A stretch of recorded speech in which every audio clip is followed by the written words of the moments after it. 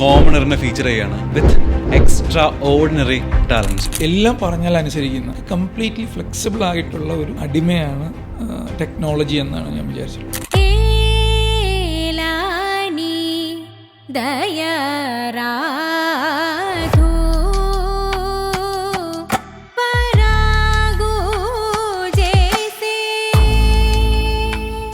Video എഡിറ്റർക്ക് ഒരു ഋതം ഉണ്ടോ?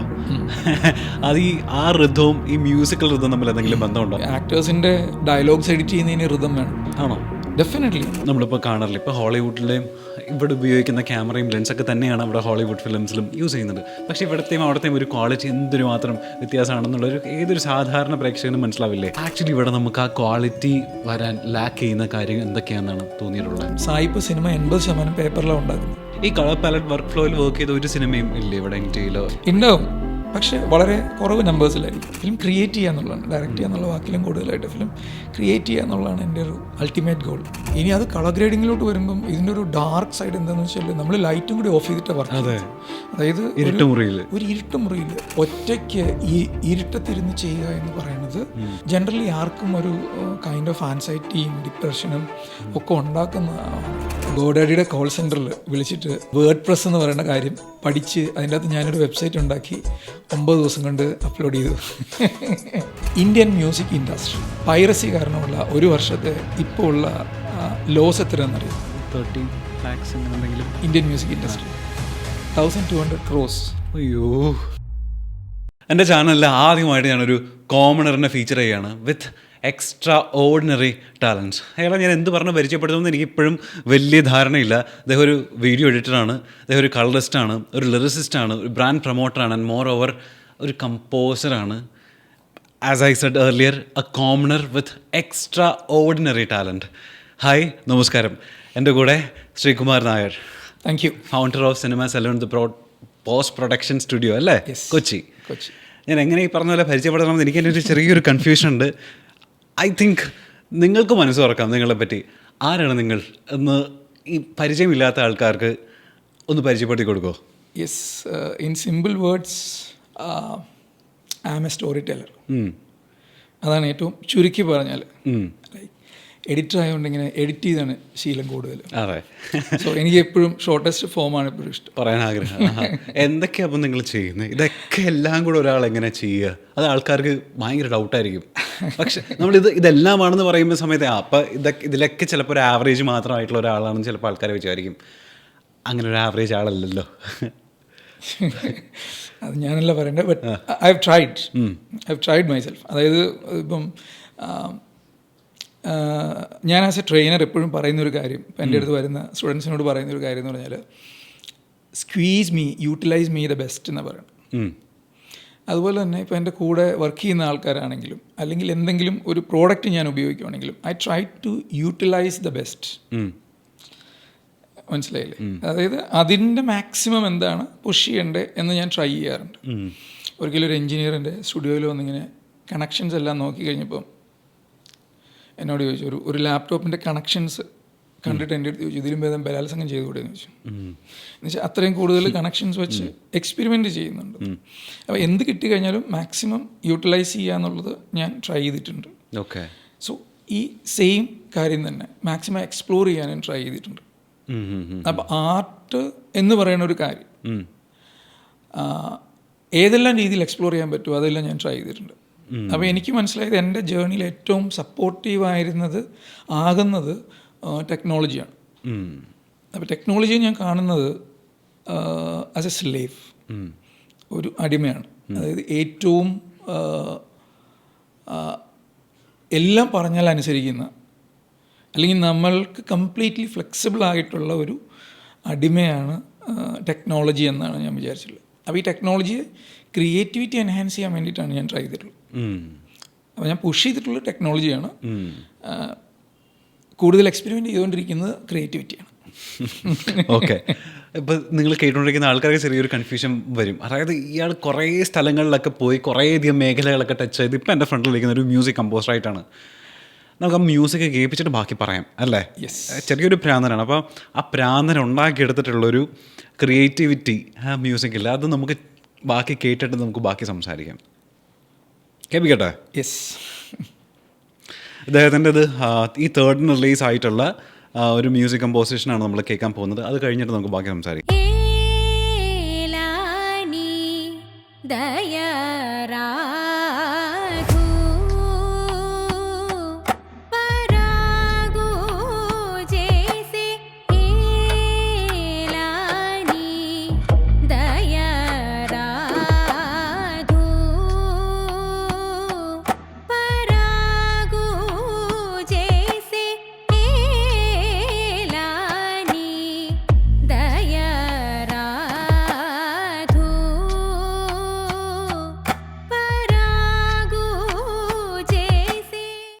കൊള്ളാം. ഇതൊരു വളരെ എക്സ്പീരിയൻസ്ഡ് ആയിട്ടുള്ള കുറേയധികം പാട്ടുകൾ ചെയ്ത ഒരു മ്യൂസിക് ഡയറക്ടറിൻ്റെ കമ്പോസിഷൻ പോലെയാണ് എനിക്ക് ഫീൽ ചെയ്തത്. എനിക്ക് ഫീൽ ചെയ്ത പോലെ എല്ലാവർക്കും ഫീൽ ചെയ്യണമെന്ന് ഒരു നിർബന്ധമില്ല. പക്ഷേ ഒരു ആസ്വാദകൻ എന്നുള്ള നിലയിൽ ഞാൻ പറയുകയാണ്, നമുക്കിതിൻ്റെ ജേണി പറഞ്ഞിട്ട് സ്റ്റാർട്ട് ചെയ്യാം. എങ്ങനെയാണ് ഈ മ്യൂസിക്കിലേക്ക് എല്ലായിടത്തും പോയിട്ട് മ്യൂസിക്കിൽ എത്തപ്പെട്ടത്? ഈ പെർട്ടിക്കുലർ സോങ് എങ്ങനെയാണ് ക്രിയേറ്റ് ചെയ്തത്? ആദ്യം തന്നെ മ്യൂസിക്കിലേക്ക് എങ്ങനെ എത്തി എന്നുള്ളത്. അതായത് ഇപ്പം ഒരു ആവറേജ് എന്നെ അറിയാവുന്ന എല്ലാവരെയും സംബന്ധിച്ചിടത്തോളം, അല്ലെങ്കിൽ ഇപ്പം എന്നെ പരിചയപ്പെടുന്ന ആരെങ്കിലും സംബന്ധിച്ചിടത്തോളം, ഞാനൊരു കുറേ വർഷങ്ങൾ സിനിമയുടെ ബാക്കി മേഖലകളിൽ വർക്ക് ചെയ്തിട്ട് മ്യൂസിക്കിൽ വന്ന ഒരാളാണ്. പക്ഷെ ആക്ച്വലി ഞാൻ തുടങ്ങിയത് ഒരു മ്യൂസിക്കിലാണ്, ഒരു മ്യൂസീഷ്യനായിട്ടാണ് സ്റ്റാർട്ട് ചെയ്തത്. ഓക്കെ. ഞാനൊരു സ്കൂൾ കാലഘട്ടങ്ങളിലൊക്കെ ഗിറ്റാർ പ്രാക്ടീസ് ചെയ്തിരുന്ന ഒരാളാണ്. എൻ്റെ ഒരു ഗ്രാജുവേഷൻ വരെ വളരെ ആക്റ്റീവായിട്ട് ഗിറ്റാർ പ്രാക്ടീസ് ചെയ്തിരുന്ന, ഭയങ്കര ഇഷ്ടമുണ്ടായിരുന്ന, മ്യൂസിക്കിന് ഭയങ്കര ഇഷ്ടമുണ്ടായിരുന്ന, അല്ലെങ്കിൽ അന്നൊക്കെ ഒരുപക്ഷെ ഇപ്പം നമുക്ക് ഓരോ ആൾക്കാരോടും ചോദിച്ചു കഴിഞ്ഞാൽ അവർക്ക് ആദ്യമായിട്ടൊരു ഡ്രീം ഉണ്ടാവും. ചിലർക്ക് ആദ്യമായിട്ടുള്ളൊരു ഡ്രീം പൈലറ്റ് ആവുക എന്നുള്ളതായിരിക്കും. അവർ പൈലറ്റ് ആകുമോ എന്നുള്ളതല്ല, ഈ ഒരു ഫസ്റ്റ് ഡ്രീം ഉണ്ടാവുമല്ലോ, ഒരു ഫസ്റ്റ് ക്രഷ് എന്നൊക്കെ പറയുന്ന മാതിരി. ഇതെനിക്ക് ആക്ച്വലി ഒരു കമ്പോസർ ആവുക എന്നുള്ളതായിരുന്നു. അപ്പം അങ്ങനെ തന്നെ ഞാൻ വിശ്വസിച്ചിരുന്നത് ഒരു ഗ്രാജുവേഷനൊക്കെ വരെ. കാരണം അത്രയും മ്യൂസിക്കും ഗിറ്റാറും ഒക്കെ കൊണ്ട് നടക്കുന്നുണ്ടായിരുന്നു. ബട്ട് ഈ ആർട്ടിസ്റ്റുകളെല്ലാം ഇമോഷണലായിട്ടുള്ള ആളുകളാണ്. ഇമോഷണൽ കാരണം ഇമോഷൻസിനെയാണ് നമ്മൾ ബേസിക്കലി ക്രിയേറ്റ് ചെയ്യുന്നതും അല്ലെങ്കിൽ മാനിപ്പുലേറ്റ് ചെയ്യുന്നതൊക്കെ. അപ്പോൾ ഒരു ഇമോഷണൽ ഡിസിഷൻ എടുത്തത് കൊണ്ട് പിന്നീട് ഒരിക്കലും ഞാൻ ഒരു എന്താ പറയണ്ടേ, ഈ ഗിറ്റാർ എന്നുള്ള ഇൻസ്ട്രുമെൻ്റ് ഉപയോഗിച്ചിട്ടില്ല. അല്ലെങ്കിൽ ഒരു പെർഫോമിങ് ആർട്ടിസ്റ്റ് ആണ് ബേസിക്കലി. ഇപ്പോൾ നമ്മളൊരു ഒരു സിംഗറെന്നോ അല്ലെങ്കിൽ ഒരു എന്താ പറയണ്ടേ, ഒരു ഗിറ്റാറിസ്റ്റെന്നോ അല്ലെങ്കിൽ വയലിസ്റ്റെന്നോ ഒക്കെ പറഞ്ഞാൽ പെർഫോമിങ് ആർട്ടിസ്റ്റാണ്. അപ്പം ബേസിക്കലി ഒരു പെർഫോമിങ് ആർട്ടിസ്റ്റ് ആവുക എന്നുള്ളതായിരുന്നു ഇഷ്ടം. ബട്ട് നമ്മളീ പറയണ മാതിരി ഒരു ഇമോഷണൽ ക്രീച്ചേഴ്സ് ആണല്ലോ. അപ്പം അങ്ങനെ ഒരു ഡിസിഷൻ കാരണം I stopped using guitar. Completely stop ചെയ്തു ഗിറ്റാർ? കംപ്ലീറ്റ്ലി സ്റ്റോപ്പ് ചെയ്തു. വൈ? ഈ നമ്മൾക്ക് ഈ മണ്ടത്തരങ്ങൾ ചെയ്യാതിരിക്കുന്നത് നല്ലതായതുകൊണ്ട്. ഇറ്റ്സ് ലൈക്ക് എല്ലാത്തിനും ഒരു റീസൺ ഉണ്ടല്ലോ. സോ ഐ ബിലീവ് ഇന്നിപ്പം ഞാനിവിടെ ഇരിക്കുന്നതിൻ്റെ അല്ലെങ്കിൽ ഇപ്പോൾ കേട്ട പാട്ടിൻ്റെ റീസണിങ് എന്നൊക്കെ പറയണത് ഒരു പക്ഷേ ഇത്രയും ഒരു അന്നത്തെ എത്ര മണ്ടൻ ഡിസിഷനാണെങ്കിലും അതിൻ്റെ ഒരു എന്തോ ഒരു നന്മയുണ്ടാവും അതിലല്ലെങ്കിൽ അവശേഷിച്ചിട്ടുണ്ടായിരുന്ന എന്തെങ്കിലും ഒരു സാധനം. നമ്മൾ ഈ വിപ്ലവം എന്നൊക്കെ പറയുന്നത് അങ്ങനെയാണല്ലോ, അത് തീർന്നിട്ടില്ല. മറ്റേ ഭയങ്കര വിപ്ലവമായിട്ടൊക്കെ പറയത്തില്ലേ, ചത്തിട്ടില്ലടാന്ന് പറയണേ. ആ ഒരു ഫയർ അവിടെ ഇവിടെ ഉണ്ടായിരുന്നു. Like I stop playing that instrument, അല്ലെങ്കിൽ ഐ സ്റ്റോപ്പ് യുനോ എന്താ പറയുക, നമ്മൾ പെർഫോം ചെയ്യുകയാണല്ലോ ആർക്കൊക്കെ വേണ്ടി, അത് ഞാൻ സ്റ്റോപ്പ് ചെയ്തു. പിന്നെ I never touch that instrument. അത് ഒരു ഇമോഷണൽ ഡിസിഷനാണ്. അത് മാത്രമല്ല പിന്നീട് പലപ്പോഴും ഇത് ട്രൈ ചെയ്യാൻ നേരത്ത് നമ്മളൊരു മെയിൽ ഈഗോ ഉണ്ടല്ലോ. നോ, ഒരിക്കൽ പറഞ്ഞിട്ടുണ്ടെങ്കിൽ എക്സ്പെഷ്യലി മൂവി ബഫ്സ് ആണെങ്കിൽ നമുക്ക് പല ക്യാരക്ടേഴ്സും ഉണ്ട് ഓൾറെഡി ഇങ്ങനെ പറഞ്ഞ് നമ്മളെ മോട്ടിവേറ്റ് ചെയ്യിപ്പിച്ചിട്ടുള്ളത്. അപ്പോൾ ആ മെയിൽ ഈഗോയിൽ ഒരിക്കലും പിന്നീട് നെവർ. പക്ഷേ ഇത് ഉള്ളിൽ ഇങ്ങനെ കിടന്നൊരു തരം ഫയറായിട്ട് കത്തുന്നുണ്ടായിരുന്നു. അപ്പോൾ ഞാൻ ഫസ്റ്റ് സ്റ്റാർട്ട് ചെയ്യുന്ന ഒരു എഡിറ്ററായിട്ടാണ്. ഫിലിം ഇൻസ്റ്റിറ്റ്യൂട്ടിൽ പഠിച്ചതിന് ശേഷം നേരെ എഡിറ്ററായിട്ടാണ് സ്റ്റാർട്ട് ചെയ്യുന്നത്. അപ്പം അന്ന് ആ ഗിറ്റാർ അവിടെ ഉപേക്ഷിച്ചതാണ്, അന്ന് ആ ചിലങ്ക അവിടെ ഉപേക്ഷിച്ചു, ഗിറ്റാർ തൊട്ടിട്ടില്ല, പിന്നെ നേരെ എഡിറ്റിംഗിലേക്ക് പോയി. പിന്നെ നേരെ ഫിലിം ഇൻസ്റ്റിറ്റ്യൂട്ടിലോട്ട് പോയി. ആക്ച്വലി എൻ്റെ ഗ്രാജുവേഷന് ശേഷം ഫിലിം ഇൻസ്റ്റിറ്റ്യൂട്ടിൽ പോയി. അപ്പം ഈ എഡിറ്ററായിട്ട് വരുന്ന സമയത്ത് ഐ എം ടോക്കിംഗ് അബൌട്ട് 2002 ആ കാലഘട്ടം.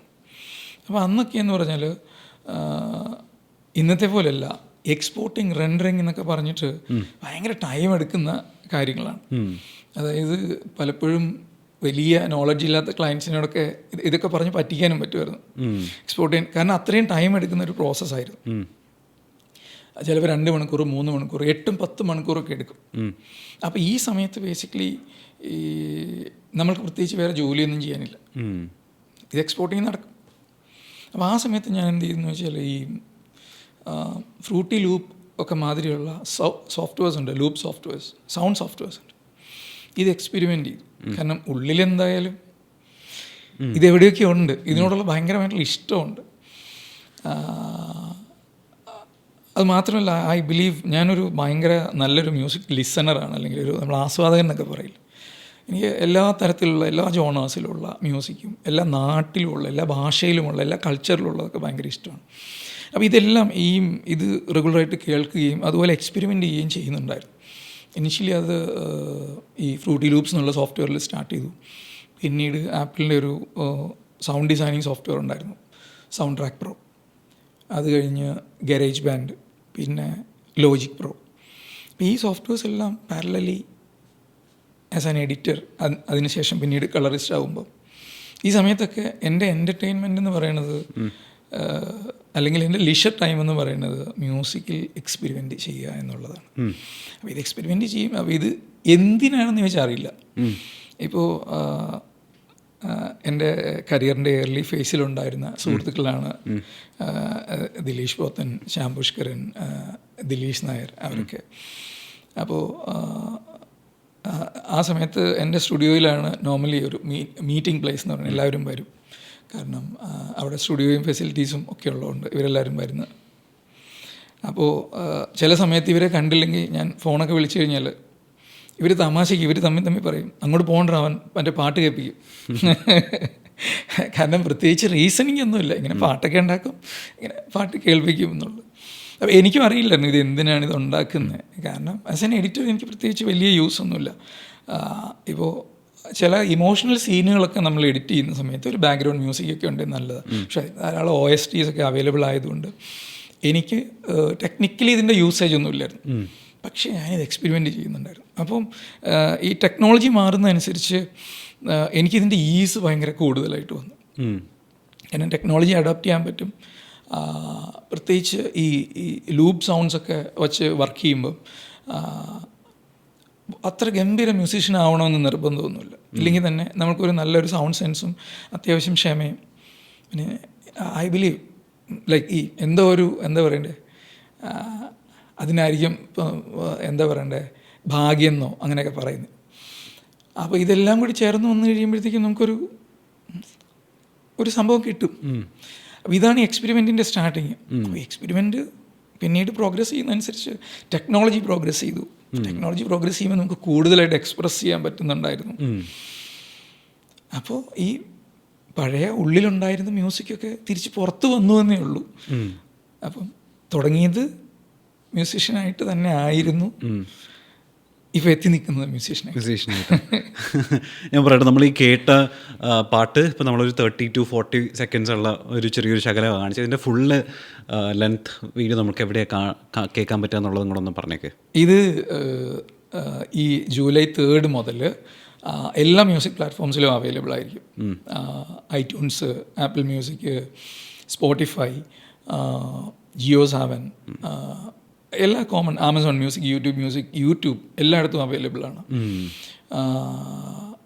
ഈ ട്രാക്കിൻ്റെ പേര് ഏലാനി ദയാരാധു. ഇത് ഒരു ത്യാഗരാജ സ്വാമികളുടെ ഒരു കൃതിയാണ്, കീർത്തനമാണ്. അപ്പോൾ അതിനെ ബേസ് ചെയ്തിട്ടുള്ളൊരു കമ്പോസിഷനാണിത്. സൗണ്ടിൻ്റെ കാര്യത്തിൽ നമ്മൾ ഇൻട്രൊഡ്യൂസ് ചെയ്യുന്ന, അല്ലെങ്കിൽ കോമൺലി അങ്ങനെ കണ്ട് ശീലിച്ചിട്ടില്ലാത്ത ഒരു കർണാട്ടിക് ട്രാപ്പ് ഫ്യൂഷൻ ഇതിൻ്റെ അകത്ത് ചെയ്തിട്ടുണ്ട്.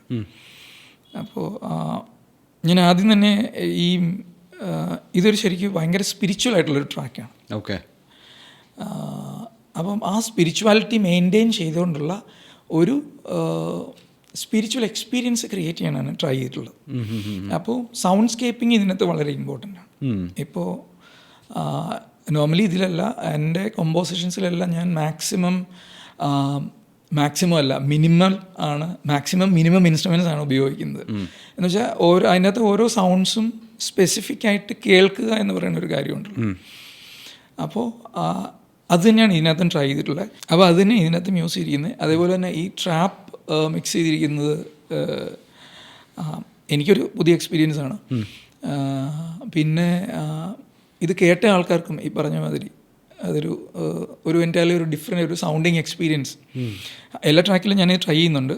അത് വളരെ നന്നായിട്ട് ട്രൈ ചെയ്തിട്ടുണ്ടായിരുന്നു ഈ ട്രാക്കിൽ. ഒരു പക്ഷേ പോസ്റ്റ് പ്രൊഡക്ഷനിൽ ഞാൻ ഏറ്റവും കൂടുതൽ ടൈം സ്പെൻഡ് ചെയ്തിട്ടുള്ള ഈ ട്രാക്കിലാണ്. ഏറ്റവും കൂടുതൽ പോളിഷ് ചെയ്യാൻ വേണ്ടി, റീപോളിഷ് ചെയ്യാൻ വേണ്ടി, അല്ലെങ്കിൽ വീണ്ടും വേർഷൻസ് ക്രിയേറ്റ് ചെയ്യാൻ വേണ്ടിയിട്ട്. എനിക്ക് തോന്നുന്നു ഇതൊരു last December or January record ചെയ്തിരുന്നതാണ്. റെക്കോർഡ് ചെയ്തതിന് ശേഷം still I continued experimenting almost ഒരു മാസം മുമ്പ് വരെ എക്സ്പെരിമെൻറ്റഡ് വിത്ത് ദിസ് ട്രാക്ക്. എന്തൊക്കെ ഇതിൽ ചെയ്താക്കുന്നത് നിങ്ങൾ? ഇതൊരു ഒറിജിനൽ കോമ്പോസിഷനാണ്. അപ്പോൾ ഇതിൻ്റെ നമ്മൾ കേൾക്കുന്ന മെലഡി, അതിൻ്റെ മ്യൂസിക്, അതിൻ്റെ ഒരു ട്യൂൺ ഉണ്ടല്ലോ, അത് ആ ഒറിജിനൽ ട്യൂണാണ്.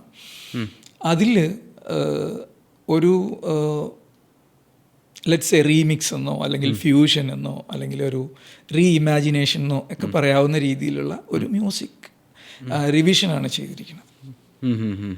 ഇപ്പം നമ്മളിപ്പോൾ യൂട്യൂബിൽ പോയി കേൾക്കാൻ പറ്റുന്നത് ഇതിൻ്റെ ഓഡിയോ വേർഷൻ ആണല്ലോ, വീഡിയോ ഷൂട്ട് ചെയ്തിട്ടില്ല. ഞാൻ മനസ്സിലാക്കുന്നത് ഒരുപാട് പേര് ഈ ആൽബം വിഷ്വലി ചെയ്യാൻ വേണ്ടിയിട്ട് താങ്കളോട് റിക്വസ്റ്റ് ചെയ്തിട്ടുണ്ട്, പക്ഷേ താങ്കൾ ഇത് ഇതുവരെ കൊടുത്തിട്ടില്ല. എന്താ അപ്പം അങ്ങനെ ഒരു വാശിയുള്ള? ഇതിൻ്റെ മ്യൂസിക് വീഡിയോ ആക്ച്വലി ഷൂട്ട് ചെയ്യുന്നത്, ഇതിൻ്റെ സിനിമോട്ടോഗ്രഫി ചെയ്യുന്നത് ഞാനാണ്. അപ്പോൾ പേഴ്സണലി ഇപ്പം നമുക്ക് ചില കാര്യങ്ങളോട് ഒരു പേഴ്സണലി ഇത്തിരി കൂടുതലുള്ള ഇഷ്ടം തോന്നുമല്ലോ, അല്ലെങ്കിൽ എന്തോ ഒരു സം കണക്ഷൻ, എനിക്കറിയില്ല. ഇതൊരു സ്പിരിച്വൽ ട്രാക്കാണ്. ലൈക്ക് ഇതിൻ്റെ ലിറിക്സ് ആണെങ്കിലും അങ്ങനെ തന്നെയാണ്. അപ്പോൾ അത്രയും ഭക്തിയോട് കൂടിയുള്ള ഒരു, അതുകൊണ്ടാണോ എന്നറിയില്ല ഇതിനകത്ത് ഒത്തിരി ഈവൻ ഈ ട്രാക്കിലേക്ക് വന്ന് ലാൻഡ് ചെയ്തത്, എങ്ങനെ ഈ ട്രാക്ക് ഉണ്ടാക്കി എന്നുള്ളത് എനിക്ക് തന്നെ വളരെ കൗതുകമുള്ളൊരു കാര്യമാണ്. കാരണം ഇപ്പോൾ സിനിമ സലൂൺ മ്യൂസിക്കിൻ്റെ ഭാഗമായിട്ട് നമ്മൾ കുറേ പുതിയ ടാലൻസിനെ ഇൻട്രൊഡ്യൂസ് ചെയ്യുന്നുണ്ട്. അതായത് അൺഎക്സ്പ്ലോർഡ് ടാലൻ്റ് എന്നൊക്കെ നമ്മൾ പറയുന്ന മാതിരിയുള്ള. അപ്പോൾ അങ്ങനെ നമ്മൾ ചെയ്തിരുന്ന ഒരു ട്രാക്കാണ് കാഞ്ചീരേ എന്ന് പറഞ്ഞൊരു ട്രാക്കുണ്ട്. അത് അക്ഷയ എന്ന് പറഞ്ഞൊരു സിംഗറാണ് പാടിയിരിക്കുന്നത്. അപ്പോൾ പുള്ളിക്കാരി ഇതിൻ്റെ ട്രാക്കിൻ്റെ ഡിസ്കഷനും കാര്യങ്ങൾക്കൊക്കെ ആയിട്ട് സ്റ്റുഡിയോയിൽ വന്നിരുന്നപ്പം അന്ന് ഇൻട്രൊഡ്യൂസ് ചെയ്തിരുന്ന ഒരാളാണ് ആര്യലക്ഷ്മി എന്ന് പറഞ്ഞ RLVയിൽ പഠിച്ചിട്ടുള്ള ഇപ്പോൾ ഈ ട്രാക്ക് പാടിയിരിക്കുന്ന ആൾ. അപ്പോൾ പൊതുവെ പുതിയ സിംഗേഴ്സൊക്കെ വരുമ്പം എനിക്ക് പുതിയതായിട്ട് എന്തെങ്കിലും ഇപ്പോൾ പുതിയ പാട്ടുകൾ കേൾക്കാൻ എനിക്ക് ഭയങ്കര ഇഷ്ടമാണ്, പുതിയ സിനിമകൾ കാണാൻ വേണ്ടി ഭയങ്കര ഇഷ്ടമാണ്. അപ്പോൾ ഇത് ചിലപ്പോൾ ആരെങ്കിലും റെക്കമെൻഡ് ചെയ്യുന്നതാണ്, അല്ലെങ്കിൽ ചിലപ്പോൾ ആരെങ്കിലും എൻ്റെ ഒരു ലിങ്ക് ഷെയർ ചെയ്ത് തരുന്നതായിരിക്കും. എന്ന് പറയുന്ന മാതിരി പാട്ടിൻ്റെ കാര്യത്തിൽ ആകുമ്പോഴും ഞാൻ എന്തെങ്കിലും പുതിയതായിട്ട് എക്സ്പ്ലോർ ചെയ്യാൻ, അല്ലെങ്കിൽ എനിക്ക് അറിയില്ലാത്ത എന്തെങ്കിലും കേൾക്കാനോ അല്ലെങ്കിൽ എക്സ്പെരിമെൻ്റ് ചെയ്യാൻ എപ്പോഴും ട്രൈ ചെയ്യുന്ന ഒരാളാണ്. അങ്ങനെ തന്നെയാണ് ഇപ്പം നമ്മൾ നോർമലി ഇതുവരെ ഒരു 3 ഫോക്ക് സോങ്സ് പ്രൊഡ്യൂസ് ചെയ്തിട്ടുണ്ട്. അപ്പോൾ ഈ 3 ഫോക്ക് സോങ്സും ഇതേ എക്സ്പെരിമെൻറ്റിൽ തന്നെ, അതായത് യാദൃശ്ചികമായിട്ട് അതിൻ്റെ സിംഗേഴ്സ് എൻ്റെ അടുത്ത് പാട്ടിൻ്റെ, അതായത് സിനിമ സലൂൺ മ്യൂസിക്കുമായിട്ട് കൊളാബറേറ്റ് ചെയ്യുന്നതിന് വേണ്ടി വരുന്നു. അപ്പോൾ അവർ നമ്മൾ ഓഡീഷൻ ചെയ്യുന്ന മാതിരി സംസാരിക്കുമ്പം അവരൊരു ട്രാക്ക് പാടുന്നു, ഒരു ഫോക്ക് ട്രാക്കോ അങ്ങനെ എന്തെങ്കിലും ഒരു ട്രാക്ക് പാടുന്നു. ആ ട്രാക്ക് നമ്മളെടുത്ത് എക്സ്പെരിമെൻറ്റ് ചെയ്യുന്നു. അല്ലാതെ കൃത്യമായിട്ടുള്ളൊരു കോമ്പോസിഷൻ പ്രോസസ്സ് ഒന്നുമില്ല. അതായത് എക്സ്പെരിമെൻ്റ് ചെയ്യുന്ന ട്രാക്കിൻ്റെ കാര്യത്തിൽ അങ്ങനെ ഇല്ല. മനസ്സിലായി. ഞാൻ കംപ്ലീറ്റ് എക്സ്പെരിമെൻ്റ് ചെയ്യുന്ന ഒരാളാണ്, മനസ്സിലായില്ലേ? ഇപ്പോൾ ഓരോ ട്രാക്ക് എങ്ങനെ ഉണ്ടാക്കിയെന്ന് ചോദിച്ചു കഴിഞ്ഞാൽ എല്ലാത്തിനും എൻറ്റയർലി ഡിഫറെൻറ്റ് പ്രോസസ്സ് ഉണ്ടാവും.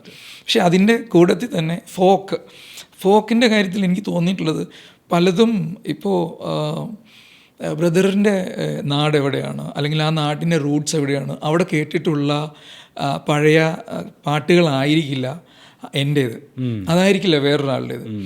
അപ്പോൾ ഇതൊരു വലിയ എന്താ പറയുക, ഇപ്പം കൊച്ചിയിൽ ജീവിക്കുന്ന ഒരാൾ മലബാറിലെ ഫുഡ് എക്സ്പീരിയൻസ് ചെയ്യുന്നു എന്ന് പറയുന്ന മാതിരി വേറൊരു നാട്ടിൽ നിന്നുള്ള ഒരാൾ, അല്ലെങ്കിൽ വേറൊരു പ്രായത്തിലുള്ള ഒരാൾ, വേറൊരു കൾച്ചറിൽ നിന്നുള്ള ഒരാൾ വന്നിട്ട് ഒരു പുതിയ പാട്ടിനെ കുറിച്ച് പറയുന്നു. അത് കേൾക്കുമ്പോൾ ആവും എക്സൈറ്റ്മെൻറ്റ്.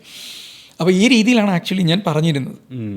അങ്ങനെ ആരി എന്ന് വന്നപ്പം ഒരു സോങ് പാടി കേട്ടപ്പോൾ നല്ല രസമായിട്ടുള്ളൊരു സോങ്ങാണ്.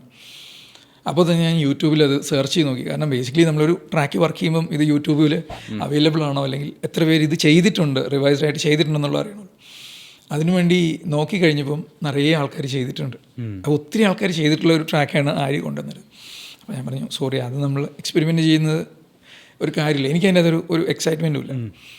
അപ്പോൾ അങ്ങനെ ഞാൻ ചോദിച്ചു വേറെ എന്താണ് ആരിക്ക് എന്താ പറയണ്ടേ പെട്ടെന്ന് ഓർക്കുന്നതെന്ന് ചോദിച്ചു. അപ്പോഴാണ് ഈ ഏലാനി ദയാരാധു എന്നുള്ള ട്രാക്ക്, അന്നാണ് ആക്ച്വലി ആദ്യമായിട്ട് ഞാനത് കേൾക്കുന്നത്. അപ്പോൾ അത് പാടി ഓക്കെ. അപ്പോൾ തന്നെ എനിക്ക് തോന്നി ഇതിൻ്റെ അകത്ത് എന്തോ ഒരു എലമെൻ്റ് ഉണ്ട്. അങ്ങനെ അത് റെഫറൻസ് ആയിട്ട് ആദ്യം പാടിയത് റിവൈസ് ചെയ്തു. ഞാൻ അതിൻ്റെ കുറച്ച് വേർഷൻസൊക്കെ ക്രിയേറ്റ് ചെയ്തു. അതിനുശേഷം ആര്യ വീണ്ടും അത് പാടി അതിനെ കുറച്ചുകൂടി റിവൈസ് ചെയ്ത വേർഷനാണ് ഇപ്പോൾ നമ്മൾ കേട്ടത്. ഇതിൻ്റെ ഒറിജിനൽ ഇപ്പം നമുക്ക് കേൾക്കാൻ, ഇപ്പം നമ്മൾ ചുമ്മാ യൂട്യൂബിൽ പോയി കഴിഞ്ഞ് കേട്ടാൽ ഇതും അതും തമ്മിലുള്ള വ്യത്യാസം നമുക്ക് മനസ്സിലാവും അല്ലേ? തീർച്ചയായിട്ടും. ഒന്ന് വളരെ കുറച്ച് റിവിഷൻസ് ഇതിൻ്റെ ഞാൻ കണ്ടിട്ടുള്ളൂ. മോഡേൺ വേർഷൻസ് ഒന്നും കണ്ടിട്ടില്ല. ഇപ്പോൾ ഉണ്ടോയെന്ന് എനിക്ക് അറിയില്ല. അപ്പോൾ ഞാൻ സെർച്ച് ചെയ്ത സമയം വരെ ഉണ്ടായിരുന്നില്ല. അപ്പോൾ അത് മാത്രമല്ല, എവിടെയോ ഞാൻ പറഞ്ഞില്ലേ, നമ്മൾക്ക് ചില കാര്യങ്ങളോട് നമ്മളറിയാത്ത ചില ഇഷ്ടം ഉണ്ടാവും. അങ്ങനെ അറിയാതെ ഉണ്ടായിട്ടുള്ള ഒരു ഇഷ്ടം മാത്രം. എത്ര നാളെടുത്ത് ഇപ്പം ഇങ്ങനെ ഒരു ഇത് എക്സ്പെരിമെൻ്റ് ചെയ്ത് ഇപ്പം നമ്മൾ കേട്ട ഒരു ഔട്ടിലേക്ക് എത്താൻ വേണ്ടിയിട്ട്? എന്തായാലും ഒരു 6 മാസം. ഓക്കെ, ബെയർ മിനിമം ഒരു 6 മാസം. 6 മാസത്തിന് മേലെ ഉണ്ടെങ്കിലേ ഉള്ളൂ. ഓക്കെ. ഞാനിങ്ങനെ ഒരു കൗതുകം കൊണ്ട് ചോദിക്കട്ടെ, അതായത് ഇപ്പം നിങ്ങൾ ഗിത്താറിസ്റ്റ് ആയിട്ടാണല്ലോ ഈ പറഞ്ഞ സ്കൂൾ ലൈഫിൽ ഒരു ജീവിതം സ്റ്റാർട്ട് ചെയ്തത്. നിങ്ങൾ പെർഫോമിംഗ് ആർട്ടിസ്റ്റായിട്ട് വരണം എന്ന് അതിയായി ആഗ്രഹിക്കുന്ന ആൾ, പിന്നീട് ഈ പറയുന്ന ഒരു ബ്രേക്ക് ഡൗൺ ഉണ്ടായ സമയത്ത് അതൊക്കെ ഉപേക്ഷിച്ച് വേറെ ഏതൊക്കെയോ മേഖലയിൽ പോയിട്ട് ഇപ്പോൾ വീഡിയോ എഡിറ്റർ ആവാൻ പോകുന്നു. ഇതിനായിട്ട് ഒരു ബന്ധമില്ലാത്ത ഏതൊക്കെയോ ഫീൽഡിൽ പോകുന്നു, സിനിമാറ്റോഗ്രാഫർ ആവുന്നു, കളറിസ്റ്റ് ആവുന്നു. എന്നിട്ട് അവിടെയൊക്കെ ഈ പറഞ്ഞൊരു സിഗ്നേച്ചർ കൊടുത്തിട്ട് ബാക്ക് ടു രണ്ടാമത് മ്യൂസിക്കിൽ നിന്ന് 0 നിന്ന് സ്റ്റാർട്ട് ചെയ്യുക. വൈ ഇതിൻ്റെയൊക്കെ ഇതെന്താ ഇപ്പം എന്തിനാ ഇങ്ങനെയെന്ന് ചോദിച്ചാൽ എന്താ അപ്പം അതിനൊരു മറുപടി? ഇതിന് സിമ്പിളായിട്ട് പറയുകയാണെങ്കിൽ ഐ മീൻ ആർട്ടിസ്റ്റ് എന്ന് പറയുന്നതാണ് അതിൻ്റെ ഏറ്റവും ഒരു സിംപ്ലസ്റ്റ് കാര്യം. പക്ഷേ ഇനിഷ്യലി ആർട്ടിസ്റ്റായിട്ട് ഞാൻ സ്റ്റാർട്ട് ചെയ്തിട്ടുണ്ടെങ്കിലും ഞാൻ പറഞ്ഞല്ലോ എൻ്റെ ആ ജേർണി ഒരു ആർട്ടിസ്റ്റ് എന്നുള്ളത് നമ്മൾ ഈ മുളയിലെ നുള്ളിക്കളയുക എന്ന് പറയുന്ന മാതിരി സ്റ്റാർട്ടിങ്ങിൽ എനിക്ക് ഇമോഷണലി ഇത് സ്റ്റോപ്പ് ചെയ്യേണ്ടി വന്നു. ഇത് സ്റ്റോപ്പ് ചെയ്തതിന് ശേഷം പിന്നീടും ഞാൻ വിചാരിച്ചത് ഞാൻ ആർട്ടിസ്റ്റായിട്ട് കണ്ടിന്യൂ ചെയ്തു എന്നാണ്. പക്ഷേ ഞാനൊരു പോസ്റ്റ് പ്രൊഡക്ഷൻ ആർട്ടിസ്റ്റായിട്ടാണ് കണ്ടിന്യൂ ചെയ്തത്. അപ്പോൾ ഒരു ആർട്ടിസ്റ്റായിട്ടുള്ള ഒരു ജേർണിയും ഒരു പോസ്റ്റ് പ്രൊഡക്ഷൻ ആർട്ടിസ്റ്റ് ആയിട്ടുള്ള ഒരു ജേർണിയും രണ്ടാണ്. കാരണം ഒരു പോസ്റ്റ് പ്രൊഡക്ഷൻ ആർട്ടിസ്റ്റായിട്ട് നമ്മൾ വർക്ക് ചെയ്യുക എന്ന് പറയുന്നത് വേറൊരാളുടെ വിഷൻ, ഫോർ എക്സാമ്പിൾ ഇപ്പം ഞാനൊരു ഡയറക്ടറുടെ കൂടെ വർക്ക് ചെയ്യുമ്പോൾ ആ ഡയറക്ടറുടെ വിഷൻ എന്താണോ ആ വിഷന് എക്സിക്യൂട്ട് ചെയ്യാൻ വേണ്ടി അദ്ദേഹത്തിന് ഹെൽപ്പ് ചെയ്യുക എന്നുള്ളതാണ് ഒരു പോസ്റ്റ് പ്രൊഡക്ഷൻ ആർട്ടിസ്റ്റിൻ്റെ ഒരു കാര്യമെന്ന് പറയുന്നത്. അതായത് അതിനെ എത്രത്തോളം അപ്ലിഫ്റ്റ് ചെയ്യാൻ പറ്റും, മനസ്സിലായില്ലേ? അപ്പം ആ ഒരു പോസ്റ്റ് പ്രൊഡക്ഷൻ ആർട്ടിസ്റ്റിൻ്റെ വിഷനും കൂടി അതിനകത്തോട്ട് ഇട്ടിട്ട് ആ വിഷനെ എൻഹാൻസ് ചെയ്യാം. That's A good process. അതിനെ ഞാൻ ഒരിക്കലും മോശമാണെന്നൊന്നും പറയില്ല. കാരണം അതിലാണ് ഇത്രയും നാൾ ഞാൻ എക്സ്പെരിമെൻ്റ് ചെയ്തത്, മനസ്സിലായില്ലേ? എന്നിട്ട് തിരിച്ച് ഞാനൊരു ആർട്ടിസ്റ്റായിട്ട് എൻ്റെ ജേർണി കണ്ടിന്യൂ ചെയ്യാൻ വേണ്ടി തീരുമാനിച്ചപ്പോൾ എനിക്ക് തോന്നുന്ന ഇൻഡിപെൻഡൻസ് എന്ന് പറയുന്ന ഒരു കാര്യമുണ്ട്. അതൊരു നല്ല രീതിയിലാണ് കേട്ടോ ഞാൻ പറയുന്നത്. എന്ന് വെച്ചാൽ ഇതുവരെ വർക്ക് ചെയ്തിട്ടുള്ള ആൾക്കാർ എനിക്ക് എന്താ പറയണ്ടേ സ്വാതന്ത്ര്യം തന്നിട്ടില്ല, ഒരിക്കലും അങ്ങനെയല്ല. ഒരു ആർട്ടിസ്റ്റ് ഞാൻ നേരത്തെ പറഞ്ഞില്ലേ, നമ്മൾക്ക് സ്വന്തമായിട്ടൊരു വിഷൻ ഉണ്ടായിരിക്കണം. ആ വിഷൻ എക്സിക്യൂട്ട് ചെയ്യുക എന്നുള്ളതാണ് ഒരു ആർട്ടിസ്റ്റ് എന്നുള്ള രീതിയിൽ ഞാൻ മനസ്സിലാക്കിയിട്ടുള്ളൊരു കാര്യം. പിന്നെ ഒരു കാര്യം, ഇതൊരു നല്ല കാര്യമായിട്ട് വേണമെങ്കിൽ പറയാൻ പറ്റും. കാരണം ഇതിൻ്റെ കമ്പാരിസണൊക്കെ വലിയ കമ്പാരിസൺ ആയിപ്പോവും. അതുകൊണ്ട് ഞാൻ കമ്പാരിസണിലോട്ട് പോകുന്നില്ല. എനിക്ക് ഒരു ആർട്ടിസ്റ്റ് ആവണം എന്നൊരു ആഗ്രഹം ഉണ്ടായിരുന്നു. അപ്പോൾ ഇത് പഠിക്കാൻ വേണ്ടിയിട്ട്, മനസ്സിലായില്ലേ? ഒരുപക്ഷെ ഞാൻ ചൂസ് ചെയ്ത് ഇതിനകത്ത് ഏറ്റവും ഒരു ബുദ്ധിപരമായിട്ടുള്ള മേഖലയായിരിക്കും. കാരണം ഒരു എഡിറ്ററായിട്ട് ഞാൻ വർക്ക് ചെയ്യുമ്പം ഈ സിനിമയുടെ എല്ലാ മേഖലയിലുള്ള ആളുകളുമായിട്ട് എനിക്ക് ഇൻട്രാക്ട് ചെയ്യാൻ പറ്റും, അവരിൽ നിന്ന് പഠിക്കാൻ പറ്റും, അവരെന്താണ്, അവരുടെ കാഴ്ചപ്പാട് എന്താണെന്ന് മനസ്സിലാക്കാൻ പറ്റും, അവരുമായിട്ട് കൊളാബറേറ്റ് ചെയ്യാൻ പറ്റും. സോ മേ ബി ഞാൻ ഈ ഇത്രയും കാലം പഠിക്കുകയായിരുന്നിരിക്കാം, ലൈക്ക് എല്ലാ മേഖലകളും. അപ്പോൾ ഞാൻ സ്റ്റാർട്ട് ചെയ്ത എഡിറ്ററായിട്ടാണ്, പിന്നീട് കളറിസ്റ്റായി, ട്രെയിനറായിരുന്നു അതിൻ്റെ ഇടയ്ക്ക്, സൊല്യൂഷൻ പ്രൊവൈഡറായി, കൺസൾട്ടൻ്റായി, ബ്രാൻഡ് പ്രൊമോട്ടറായി, അങ്ങനെ പല പല മേഖലകളിലും റൈറ്ററായി, എല്ലാ മേഖലകളിലും വരുമ്പം എനിക്ക് തോന്നുന്നു പഠിച്ചായിരിക്കും വരുന്നത്. അപ്പം അതിനു വേണ്ടിയിട്ട് ഒരുപക്ഷെ നല്ലതായിരിക്കും ആ ജേണി. അങ്ങനെ പോയിട്ട് തിരിച്ചിങ്ങ് വന്നത്. ഓ, ഈ ഇപ്പോൾ വീഡിയോ എഡിറ്റർ ആകുന്ന സമയത്തെ വീഡിയോ എഡിറ്റർക്ക് ഒരു ഋതം ഉണ്ടോ? അത് ആ ഋതവും ഈ മ്യൂസിക്കൽ ഋതം തമ്മിൽ എന്തെങ്കിലും ബന്ധമുണ്ടോ? അതിന് ഏതെങ്കിലും രീതിയിൽ ഈ മ്യൂസിക്കൽ ഋതത്തിന് അത് ഹെൽപ്പ് ചെയ്തിട്ടുണ്ടോ? എങ്ങനെയാണ്? തീർച്ചയായിട്ടും എക്സ്പെഷ്യലി മ്യൂസിക്കൽ എഡിറ്റ്സ് ഒക്കെ ചെയ്യുക, ഇപ്പോൾ മ്യൂസിക് വീഡിയോസ് അല്ലെങ്കിൽ musical films, advertisements, especially jingles, അതുപോലെ ട്രെയിലേഴ്സ്, പിന്നെ എന്താ പറയണ്ടേ, റിതം ഡിമാൻഡ് ചെയ്യുന്ന ഒത്തിരി കാര്യങ്ങൾ സിനിമയിലുണ്ട്. ഈവൻ ആക്ടേഴ്സിൻ്റെ ഡയലോഗ്സ് എഡിറ്റ് ചെയ്യുന്നതിന് റിതം വേണം. ആണോ? ഡെഫിനറ്റ്ലി. ഇപ്പോൾ ഇപ്പം ഗദ്ദാഫി സംസാരിക്കുന്നത് എന്ന് വെച്ചാൽ ഗദ്ദാഫി എന്നുള്ള പേഴ്സൺ സംസാരിക്കുന്നതിന് ഒരു ഋതമുണ്ട്, ഓരോ സമയത്തും ഓരോ ഋതമുണ്ട്. മനസ്സിലായില്ലേ? ഇപ്പം നിങ്ങൾ ദേഷ്യപ്പെടുമ്പോൾ ഇങ്ങനെയല്ല, ഋതം വേറെയാണ്. മനസ്സിലായില്ലേ? അപ്പോൾ ആ സമയത്ത് എഡിറ്റ് ചെയ്യുമ്പം ഈ ഋതം തെറ്റിപ്പോയി കഴിഞ്ഞാൽ ആ ഇമോഷൻ മാറിപ്പോവും. ഇപ്പോൾ എന്ത് കാര്യത്തിലാണെങ്കിലും, ഇപ്പോൾ ഒരു ഇമോഷണൽ സീക്വൻസ് എഡിറ്റ് ചെയ്യുമ്പം ആ ഇമോഷണൽ ഋതം മാറിപ്പോയി കഴിഞ്ഞാൽ അതിൻ്റെ ഡെലിവറി ചെയ്യുന്ന ഒരു, ഇപ്പം അത് 100% ഡെലിവറി ചെയ്യേണ്ടത് ചിലപ്പോൾ ഒരു 50% ആയിരിക്കും, ഈവൻ 20% ആയിരിക്കും. തമ്മിലുള്ള കോമ്പിനേഷൻ അതുപോലെ തന്നെ ഇമ്പോർട്ടൻ്റ് ആണ്. അപ്പോൾ ഇത് ഡിസൈഡ് ചെയ്യുന്നതും ഇമ്പോർട്ടൻ്റ് ആണ്. അപ്പം ബീയിങ് ആൻ എഡിറ്റർ ഞാൻ നോർമലി റെഫറൻസ് മ്യൂസിക് ഒക്കെ എപ്പോഴും യൂസ് ചെയ്യാറുണ്ടായിരുന്നു. അത് ചിലത് ഞാൻ തന്നെ കമ്പോസ് ചെയ്തിട്ടുള്ളതാണ്. കമ്പോസ് ചെയ്യാന്ന് പറഞ്ഞാൽ ഒരു ഫുൾ ഫ്ലെജ്ഡ് രീതിയിൽ അന്ന് കമ്പോസ് ചെയ്തിട്ടൊന്നും ഉണ്ടായിരുന്നില്ല. ചിലപ്പോൾ ജസ്റ്റ് ഒരു ബേസ് ഗിറ്റാറിൻ്റെ ഒരു ഏരിയയും വിത്ത് ഒരു ഡ്രം ഏരിയയും മാത്രമേ ഉണ്ടാവുള്ളൂ. മനസ്സിലായില്ലേ? ഒരു ലൂപ്പ് മാതിരി ആയിരിക്കും. പക്ഷെ നമുക്ക് ആ ഒരു ഇമോഷൻ കിട്ടും എഡിറ്റ് ചെയ്യാൻ വേണ്ടിയിട്ട്. ലൈക്ക് ഫോർ എക്സാമ്പിൾ ഒരു ചേസ് ആണെന്ന് വിചാരിക്കുക. അപ്പോൾ ആ ചേസിൻ്റെ ഒരു മോഡ് കിട്ടുന്ന ഒരു മ്യൂസിക്. അപ്പോൾ ഇവിടെ മ്യൂസിക്കലി കൂടി ലേൺ ചെയ്യുവാണല്ലോ. ഈ ലേണിംഗ് പ്രോസസ്സ് എന്ന് പറയുന്നത്, നമ്മൾ മനസ്സിലാക്കുന്ന ഒരു പ്രോസസ്സ്, അല്ലെങ്കിൽ നമ്മളെ മോട്ടിവേറ്റ് ചെയ്യുന്ന ഒരു പ്രോസസ്സ് എന്ന് പറയുന്നത് എനിക്ക് തോന്നുന്നു എൻ്റെ കരിയറിൻ്റെ ത്രൂ ഔട്ട് ഉണ്ടായിരുന്നു. കാരണം മ്യൂസിക് വിട്ടിട്ടല്ല ഇതൊന്നും ചെയ്തിരുന്നത്, ഇതിൻ്റെ എല്ലാം കൂടെ മ്യൂസിക് ഉണ്ടായിരുന്നു. സ്കൂളിലൊക്കെ പഠിക്കുമ്പോൾ ഞാൻ കണക്ക് പഠിച്ചിരുന്നത് മ്യൂസിക് കേട്ടിട്ടാണ്. ഒരു ബന്ധമില്ലല്ലേ? വീട്ടിൽ ആക്ച്വലി ചീത്ത വിളിക്കുമായിരുന്നു. കാരണം അവരെ സംബന്ധിച്ചിടത്തോളം എസ്കേപ്പ് ചെയ്യുന്ന ഒരു പരിപാടിയാണ്. കാരണം മ്യൂസിക് എൻ്റർടൈൻമെൻ്റ് ആണല്ലോ. എനിക്ക് ഏറ്റവും ഇഷ്ടം മാത്സും ആയിരുന്നു. എനിക്ക് ഏറ്റവും ഇഷ്ടമുള്ളതും ഈസി ആയിട്ടുള്ളതും മാത്സ് ആയിരുന്നു. അതെങ്ങനെയാണ് അപ്പോൾ കണക്ട് ആവുന്നത്, ഈ മ്യൂസിക്കും കണക്കും? എനിക്കറിയില്ല, പക്ഷേ I was able to do that. Especially ഞാനീ പറയുന്ന ഒരു 8ാം ക്ലാസ്, 9ാം ക്ലാസ്, 10ാം ക്ലാസ്, ഒരു +2 കാലഘട്ടമൊക്കെ ഉണ്ടല്ലോ. സമയത്തൊക്കെ മാത്സ് ആയിരുന്നു ഞാൻ പഠിച്ചിരുന്നത്. അപ്പോൾ ആ സമയത്ത് മ്യൂസിക് ഇതുപോലെയായിരുന്നു. മ്യൂസിക്കൊക്കെ ഓൺ ചെയ്ത് വെച്ചിട്ട്, അതുകൊണ്ട് എനിക്ക് മാത്സ് പഠിക്കാൻ ഭയങ്കര ഇഷ്ടമായിരുന്നു. ഓക്കെ.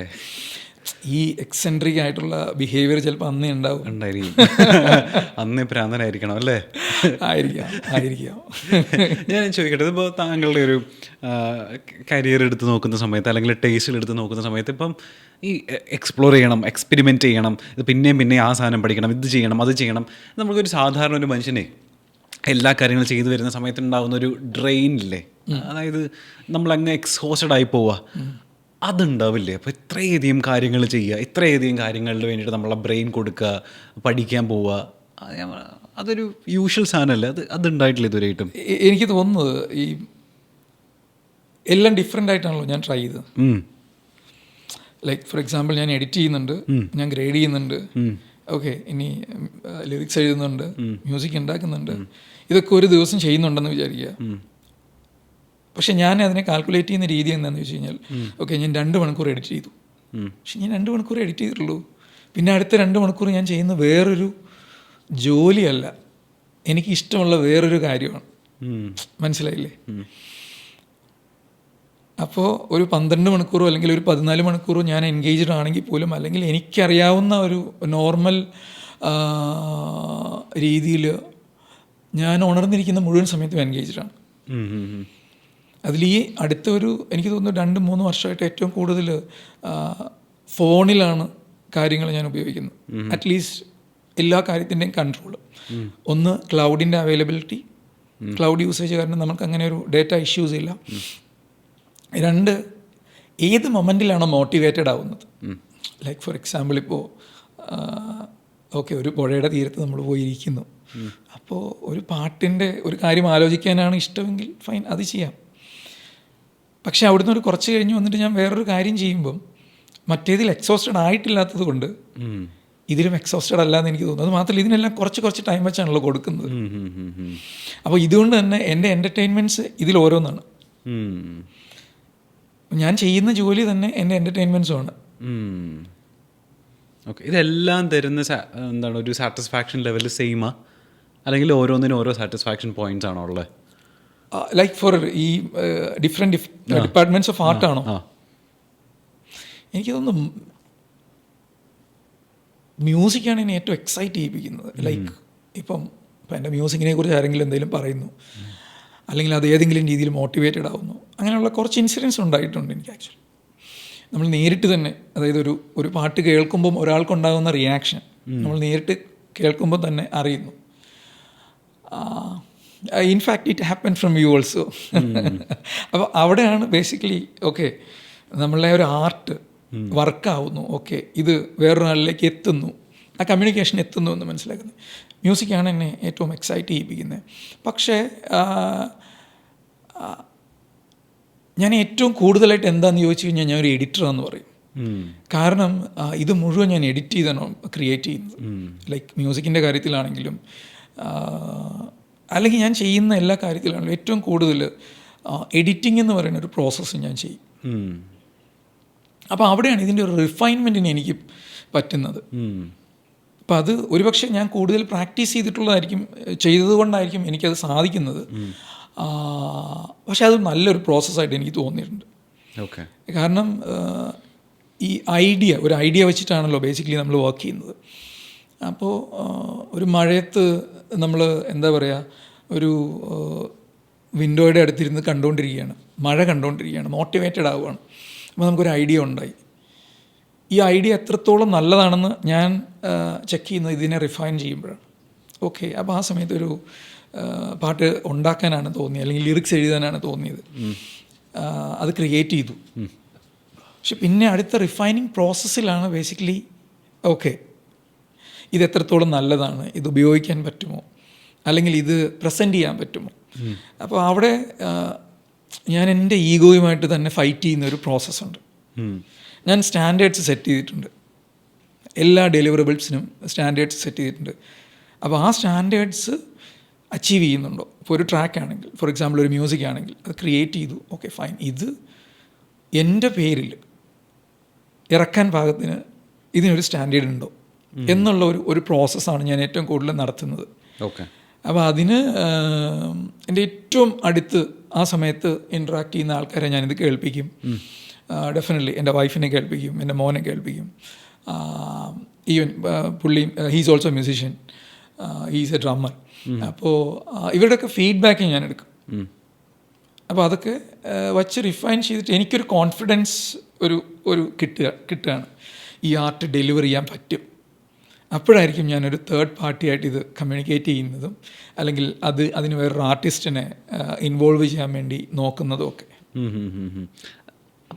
What is music? എന്താ നിങ്ങൾക്ക് മ്യൂസിക് എന്ന് ചോദിച്ചാൽ എന്താ അപ്പോൾ അതിനൊരു ഉത്തരം? അപ്പോൾ മ്യൂസിക് എനിക്ക് പല രീതിയിൽ പറയാം. മ്യൂസിക് എന്നെ ഭയങ്കരമായിട്ട് ഹീൽ ചെയ്യുന്നൊരു എലമെൻ്റാണ് മ്യൂസിക്. ലൈക്ക് ഇപ്പോൾ നമ്മൾ ഓവർ സ്ട്രെസ്ഡാണ്, അല്ലെങ്കിൽ ഭയങ്കര എന്തെങ്കിലും ഒരു കാര്യത്തിനെക്കുറിച്ച് ഭയങ്കര ആൻസൈറ്റിയോട് കൂടിയിരിക്കുകയാണ്, ഇല്ല, നമുക്കൊരു നല്ല ഇമോഷനാണ്. ഇപ്പോഴൊക്കെ ഹെൽപ്പ് ചെയ്യുന്ന ഒരു സാധനം കോമൺലി എനിക്ക് തോന്നുന്നു ഒത്തിരി കൂടുതൽ ആൾക്കാർക്ക് പറയാൻ പറ്റുന്നത് മ്യൂസിക് ആയിരിക്കും. ഷോർട്ട് ഫോമാറ്റാണ്, പെട്ടെന്ന് ആക്സസിബിളാണ്. ഇപ്പോൾ ഒരു ഫിലിം കാണാൻ വേണ്ടിയിട്ട് നമ്മളൊരു കുറച്ച് എഫേർട്ട് എടുക്കേണ്ടി വരും, അല്ലെങ്കിൽ ഫിലിം നന്നായിട്ട് കാണാൻ വേണ്ടിയിട്ട്. പക്ഷേ ഒരു മ്യൂസിക് നന്നായിട്ട് കേൾക്കാൻ വേണ്ടി അത്ര എഫേർട്ട് എടുക്കേണ്ട. അതുകൊണ്ടായിരിക്കും പെട്ടെന്ന് ഇത് ഭയങ്കരമായിട്ട് ക്ലോസ് ആണ്, അറ്റാച്ച്ഡ് ആണ്. പിന്നെ ഇത് കേട്ട് വളർന്നിട്ടുണ്ട്. ഫാമിലിയിൽ കുറച്ച് മ്യൂസീഷ്യൻസ് ഉണ്ട്.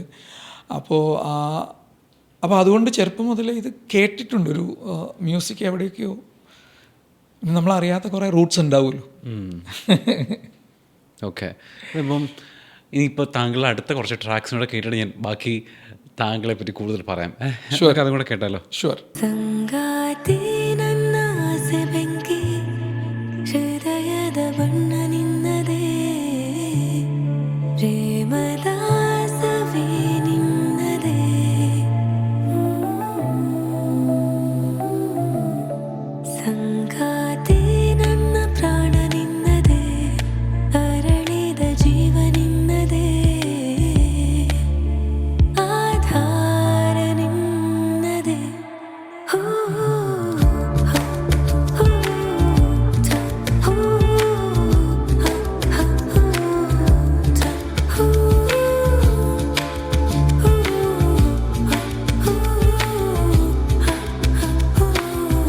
ഇതാണ് നേരത്തെ പറഞ്ഞ കന്നഡ സോങ് അല്ലേ? ഇതാണ് കന്നഡ സോങ്. ഓക്കെ. സംഭവം ഒന്നും മനസ്സിലായില്ലെന്നുണ്ടെങ്കിൽ നമുക്ക് മ്യൂസിക് ആസ്വദിക്കാൻ ലാംഗ്വേജ് ചെയ്യേണ്ട ആവശ്യമില്ലല്ലോ. എന്താ ഇപ്പോൾ ഓരോ പാട്ടും ചെയ്യുമ്പോൾ ഇങ്ങനെ ഒരു വാശി ഉണ്ടാവും. അപ്പോൾ നമ്മൾ ചെയ്ത് വെച്ച ഏതെങ്കിലും പാട്ടുകളായിട്ട് ഒരു സാമ്യം ഉണ്ടാവാൻ പാടില്ല. ഭയങ്കര ഓരോ വേഴ്സറ്റൈൽ പാട്ടാണ് ട്രൈ ചെയ്യുന്നത്. അതാണ് അതാണ് ഞാൻ നേരത്തെ പറഞ്ഞു. ഞാൻ ആദ്യം എൻ്റെ ഈഗോയുമായിട്ട് ഭയങ്കരമായിട്ട് ഫൈറ്റ് ചെയ്തിട്ടാണ് ഒരു എന്താ പറയുക, ഒരു പ്രൊഡക്ഷൻ വേറെ ആരുടെ അടുത്തെങ്കിലും അല്ലെങ്കിൽ നമ്മളൊരു ഓഡിയൻസിൻ്റെ അടുത്തേക്ക് എത്തിക്കണോ എന്നുള്ളത് തീരുമാനിക്കണത്. അപ്പോൾ ആ ഒരു ഫിൽറ്ററിങ് പ്രോസസ്സ് ഉണ്ട്. പകുതി ആക്കി വച്ചിരിക്കുന്നതും അല്ലെങ്കിൽ മുക്കാലാക്കി വച്ചിരിക്കുന്നതും അല്ലെങ്കിൽ കംപ്ലീറ്റ് ചെയ്തിട്ട് തൽക്കാലം വേണ്ട എന്ന് പറഞ്ഞ് മാറ്റി വച്ചിരിക്കുന്ന പല ഓപ്ഷൻസും ഉണ്ട്. ഓ ഓക്കെ. ചിലതൊക്കെ പിന്നീട് റിവൈസ് ചെയ്യും. ലൈക്ക് പിന്നീട് നമുക്ക് നല്ല രീതിയിൽ റിവൈസ് ചെയ്യാൻ ഒരു ഓപ്ഷൻ കിട്ടിക്കഴിഞ്ഞാൽ അത് റിവൈസ് ചെയ്യും. അല്ല, ഒരു കംപ്ലീഷൻ തോന്നിയിട്ടില്ലെങ്കിൽ അത് എത്ര എക്സ്പെരിമെൻ്റ് ചെയ്താലും അത് വേണ്ടാന്ന് വയ്ക്കും. ഓക്കെ. ആ ഒരു ധൈര്യമില്ല എനിക്ക്. ലൈക്ക് ഓക്കെ, ഒരു ക്വാളിറ്റി സ്റ്റാൻഡേർഡ് ഞാൻ തന്നെ അങ്ങ് വച്ചിരിക്കുകയാണ്. ഓ ഓക്കെ. ഞാൻ പറയട്ടെ, അപ്പോൾ ഈ മ്യൂസിക് കമ്പോസ് ചെയ്തിട്ടേ എങ്ങനെ ഒരു സിംഗറിന് ഒരു മ്യൂസിക് കമ്പോസർ സെലക്ട് ചെയ്യുക? ഏതെങ്കിലും ഒരു കമ്പോസർ സെലക്ട് ചെയ്യുന്നത് നമുക്ക് മാറ്റിയേക്കാം. താങ്കളുടെ ഒരു ക്രൈറ്റീരിയ എന്താ? ഞാൻ ഡെഫിനറ്റ്ലി അവരുടെ പാട്ടുകൾ കേൾക്കും. ലൈക്ക് ഇപ്പോൾ നമ്മൾക്കിപ്പോൾ ഒരു പാട്ട് ക്രിയേറ്റ് ചെയ്യുന്ന സമയത്ത് നിലവിൽ ധാരാളം റെഫറൻസിങ് ഓപ്ഷൻസ് ഉണ്ട്. അതായത് എന്ത് പാറ്റേണിൽ ആണ് നമ്മൾക്ക് ഈ സിംഗറിൻ്റെ വോയിസ് കേൾക്കേണ്ടത്. ഇപ്പോൾ കൺട്രോള എന്നൊക്കെ പറഞ്ഞൊരു വോയിസ് ആപ്പ് ഉണ്ട്, വോയിസ് വെബ്സൈറ്റ് ഉണ്ട്. അപ്പോൾ അതിൽ നമുക്ക് വേണ്ട രീതിയിലുള്ള ടോണാലിറ്റി ഒക്കെ ക്രിയേറ്റ് ചെയ്യാൻ പറ്റും. ഓക്കെ. അപ്പോൾ ഇത് വെച്ച് ക്രിയേറ്റ് ചെയ്തിട്ട് ഇപ്പോൾ നമ്മൾ എന്തായാലും ഒരു ട്രാക്ക് ഉണ്ടാക്കുന്ന ഒരു സ്റ്റോറി വെച്ചിട്ടാണ്. അപ്പോൾ ഒരു റെഗുലർ ട്രാക്കിൻ്റെ ഒരു പ്രോസസ്സ് ചെയ്യാൻ പറയാം. അപ്പോൾ അതിൽ കറക്റ്റായിട്ട് ഇത് കിട്ടും. ഒരു ഇനിഷ്യലി ഒരു സ്റ്റോറിയാണ് ഞാൻ ക്രിയേറ്റ് ചെയ്യുന്നത്. ഇപ്പോൾ ബേസിക്കലി ഞാൻ പറഞ്ഞല്ലോ, I am a storyteller. അപ്പോൾ എനിക്കെപ്പോഴും സ്റ്റോറീസ് ഇഷ്ടമാണ്. പെട്ടെന്ന് തന്നെ ഒരു എലമെൻറ്റിൽ നിന്ന് എനിക്കൊരു സ്റ്റോറി ക്രിയേറ്റ് ചെയ്യാൻ പറ്റും. അപ്പോൾ ഇത് ക്രിയേറ്റ് ചെയ്യാന്ന് പറഞ്ഞാൽ എപ്പോഴും ഇങ്ങനെ ഇൻസ്റ്റൻ്റായിട്ട് നമ്മൾ ക്രിയേറ്റ് ചെയ്യുന്ന സ്റ്റോറി പെട്ടെന്ന് സിനിമയൊന്നും ആക്കി ഇങ്ങനെ പെട്ടെന്ന് ഉണ്ടാക്കാൻ പറ്റത്തില്ല. അപ്പോൾ ഈ ക്രിയേഷൻ കുറേ നാളായിട്ട് ഈ രീതിയിലൊക്കെ ഞാൻ യൂസ് ചെയ്യുന്നത്. മനസ്സിലായില്ലേ? അപ്പോൾ നമ്മളുണ്ടാക്കുന്ന ഒരു സ്റ്റോറി, ആ സ്റ്റോറിയിൽ ഒരു സോങ്ങിൻ്റെ ഒരു ഏരിയ ഉണ്ടാവും, ഒരു സോങ് പ്ലേസ് ചെയ്യാനുള്ള ഒരു ഏരിയ ഉണ്ടാവും. അപ്പോൾ അവിടെ അതുമായിട്ട് റിലേറ്റ് ചെയ്ത് ഞാനൊരു സിറ്റുവേഷനൊക്കെ ആലോചിച്ച് ക്രിയേറ്റ് ചെയ്യും. അപ്പോൾ ഞാൻ നേരത്തെ പറഞ്ഞിട്ടില്ലാത്തോ അല്ലെങ്കിൽ വേറെ ഏതെങ്കിലും രീതിയിലുള്ള ഒരു റീസണിങ് ഉള്ളതുമായിട്ടുള്ള, ഇപ്പോൾ ഒരു പൊളിറ്റിക്കൽ റീസണിങ് ഉള്ള ഒരു കാര്യമായിക്കോട്ടെ, അല്ലെങ്കിൽ ഒരു ലാംഗ്വേജ് യൂസേജ്, അല്ലെങ്കിൽ ഒരു എന്താ പറയണ്ടേ, ഒരു special way of cinematic story telling എന്ന് വിചാരിക്കുക, ഒരു ഇല്യൂഷൻ. സോ ഇറ്റ് ഈസ് ആദ്യം ആ പ്ലോട്ടാണ് ക്രിയേറ്റ് ചെയ്യുന്നത്. എനിക്ക് പ്രീ പ്രൊഡക്ഷൻ ചെയ്യാൻ ഭയങ്കര ഇഷ്ടമാണ്. ലൈക്ക് ആസ് എൻ എഡിറ്റർ അല്ലെങ്കിൽ ആസ് എ വീഡിയോ അല്ലെങ്കിൽ ഫിലിം പ്രൊഡക്ഷൻ ആർട്ടിസ്റ്റ്, എൻ്റെ അത് ഏറ്റവും ഞാൻ എൻജോയ് ചെയ്തിട്ടുള്ള പ്രോസസ്സ് എന്ന് പറഞ്ഞാൽ പ്രീ പ്രൊഡക്ഷനാണ്. കാരണം എനിക്ക് ഏറ്റവും കൂടുതൽ ധൈര്യം കിട്ടുന്ന പ്രീ പ്രൊഡക്ഷനിൽ.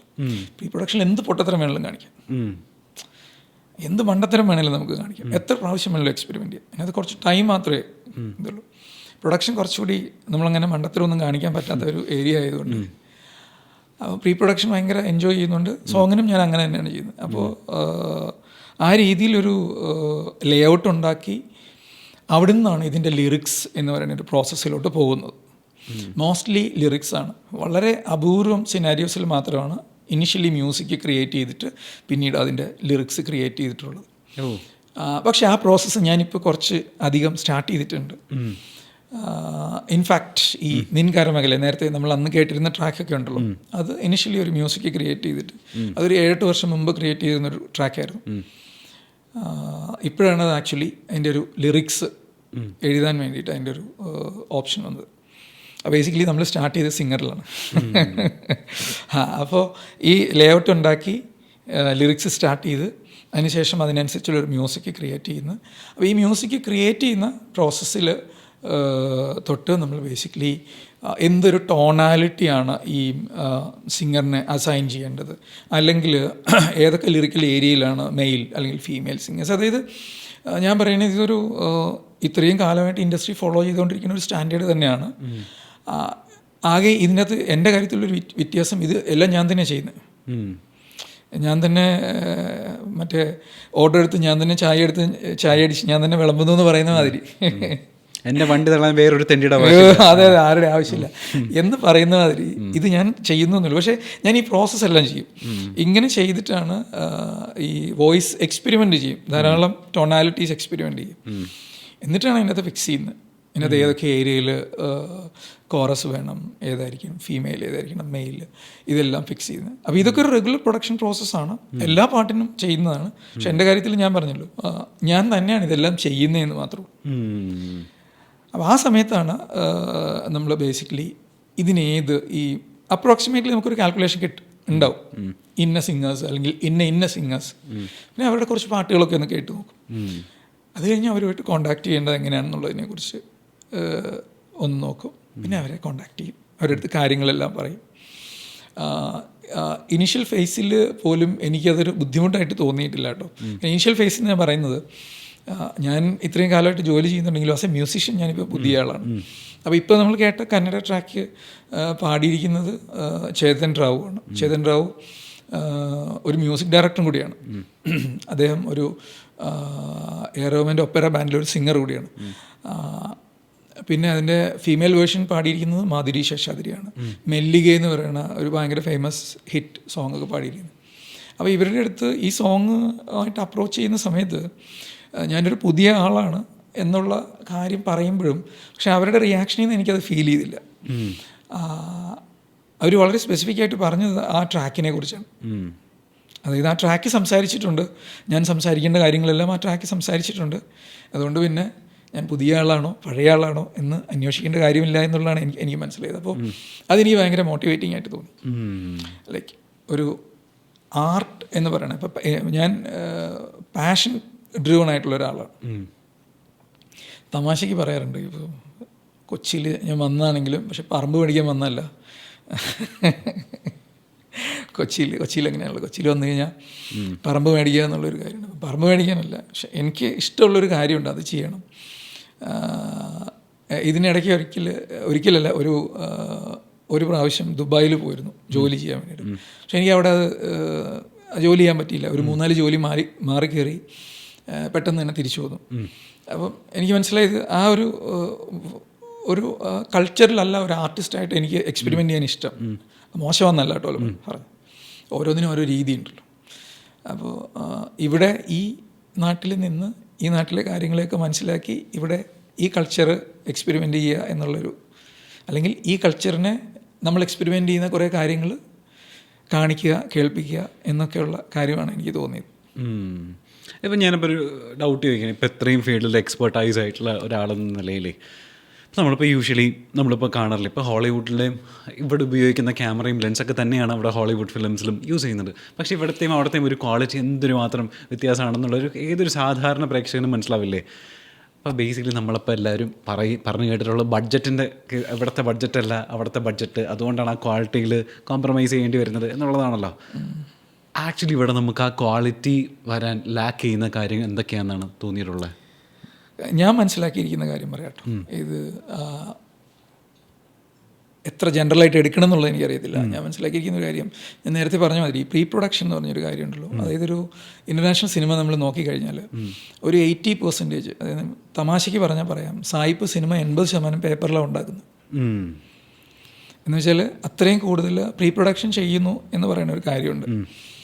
അപ്പം ഈ പ്രീ പ്രൊഡക്ഷൻ ഇത്രയും കൂടുതൽ ചെയ്യുന്നതുകൊണ്ടാണ് പൊതുവെ ഇപ്പം നമ്മൾക്ക് ഒട്ടും എൻ്റർടൈനിങ് അല്ലാണ്ട് തോന്നുന്ന ഇൻ്റർനാഷണൽ പ്രൊഡക്ഷൻ പോലും ചിലപ്പോൾ നമ്മൾ അവസാനം വരെ കണ്ടിരിക്കും.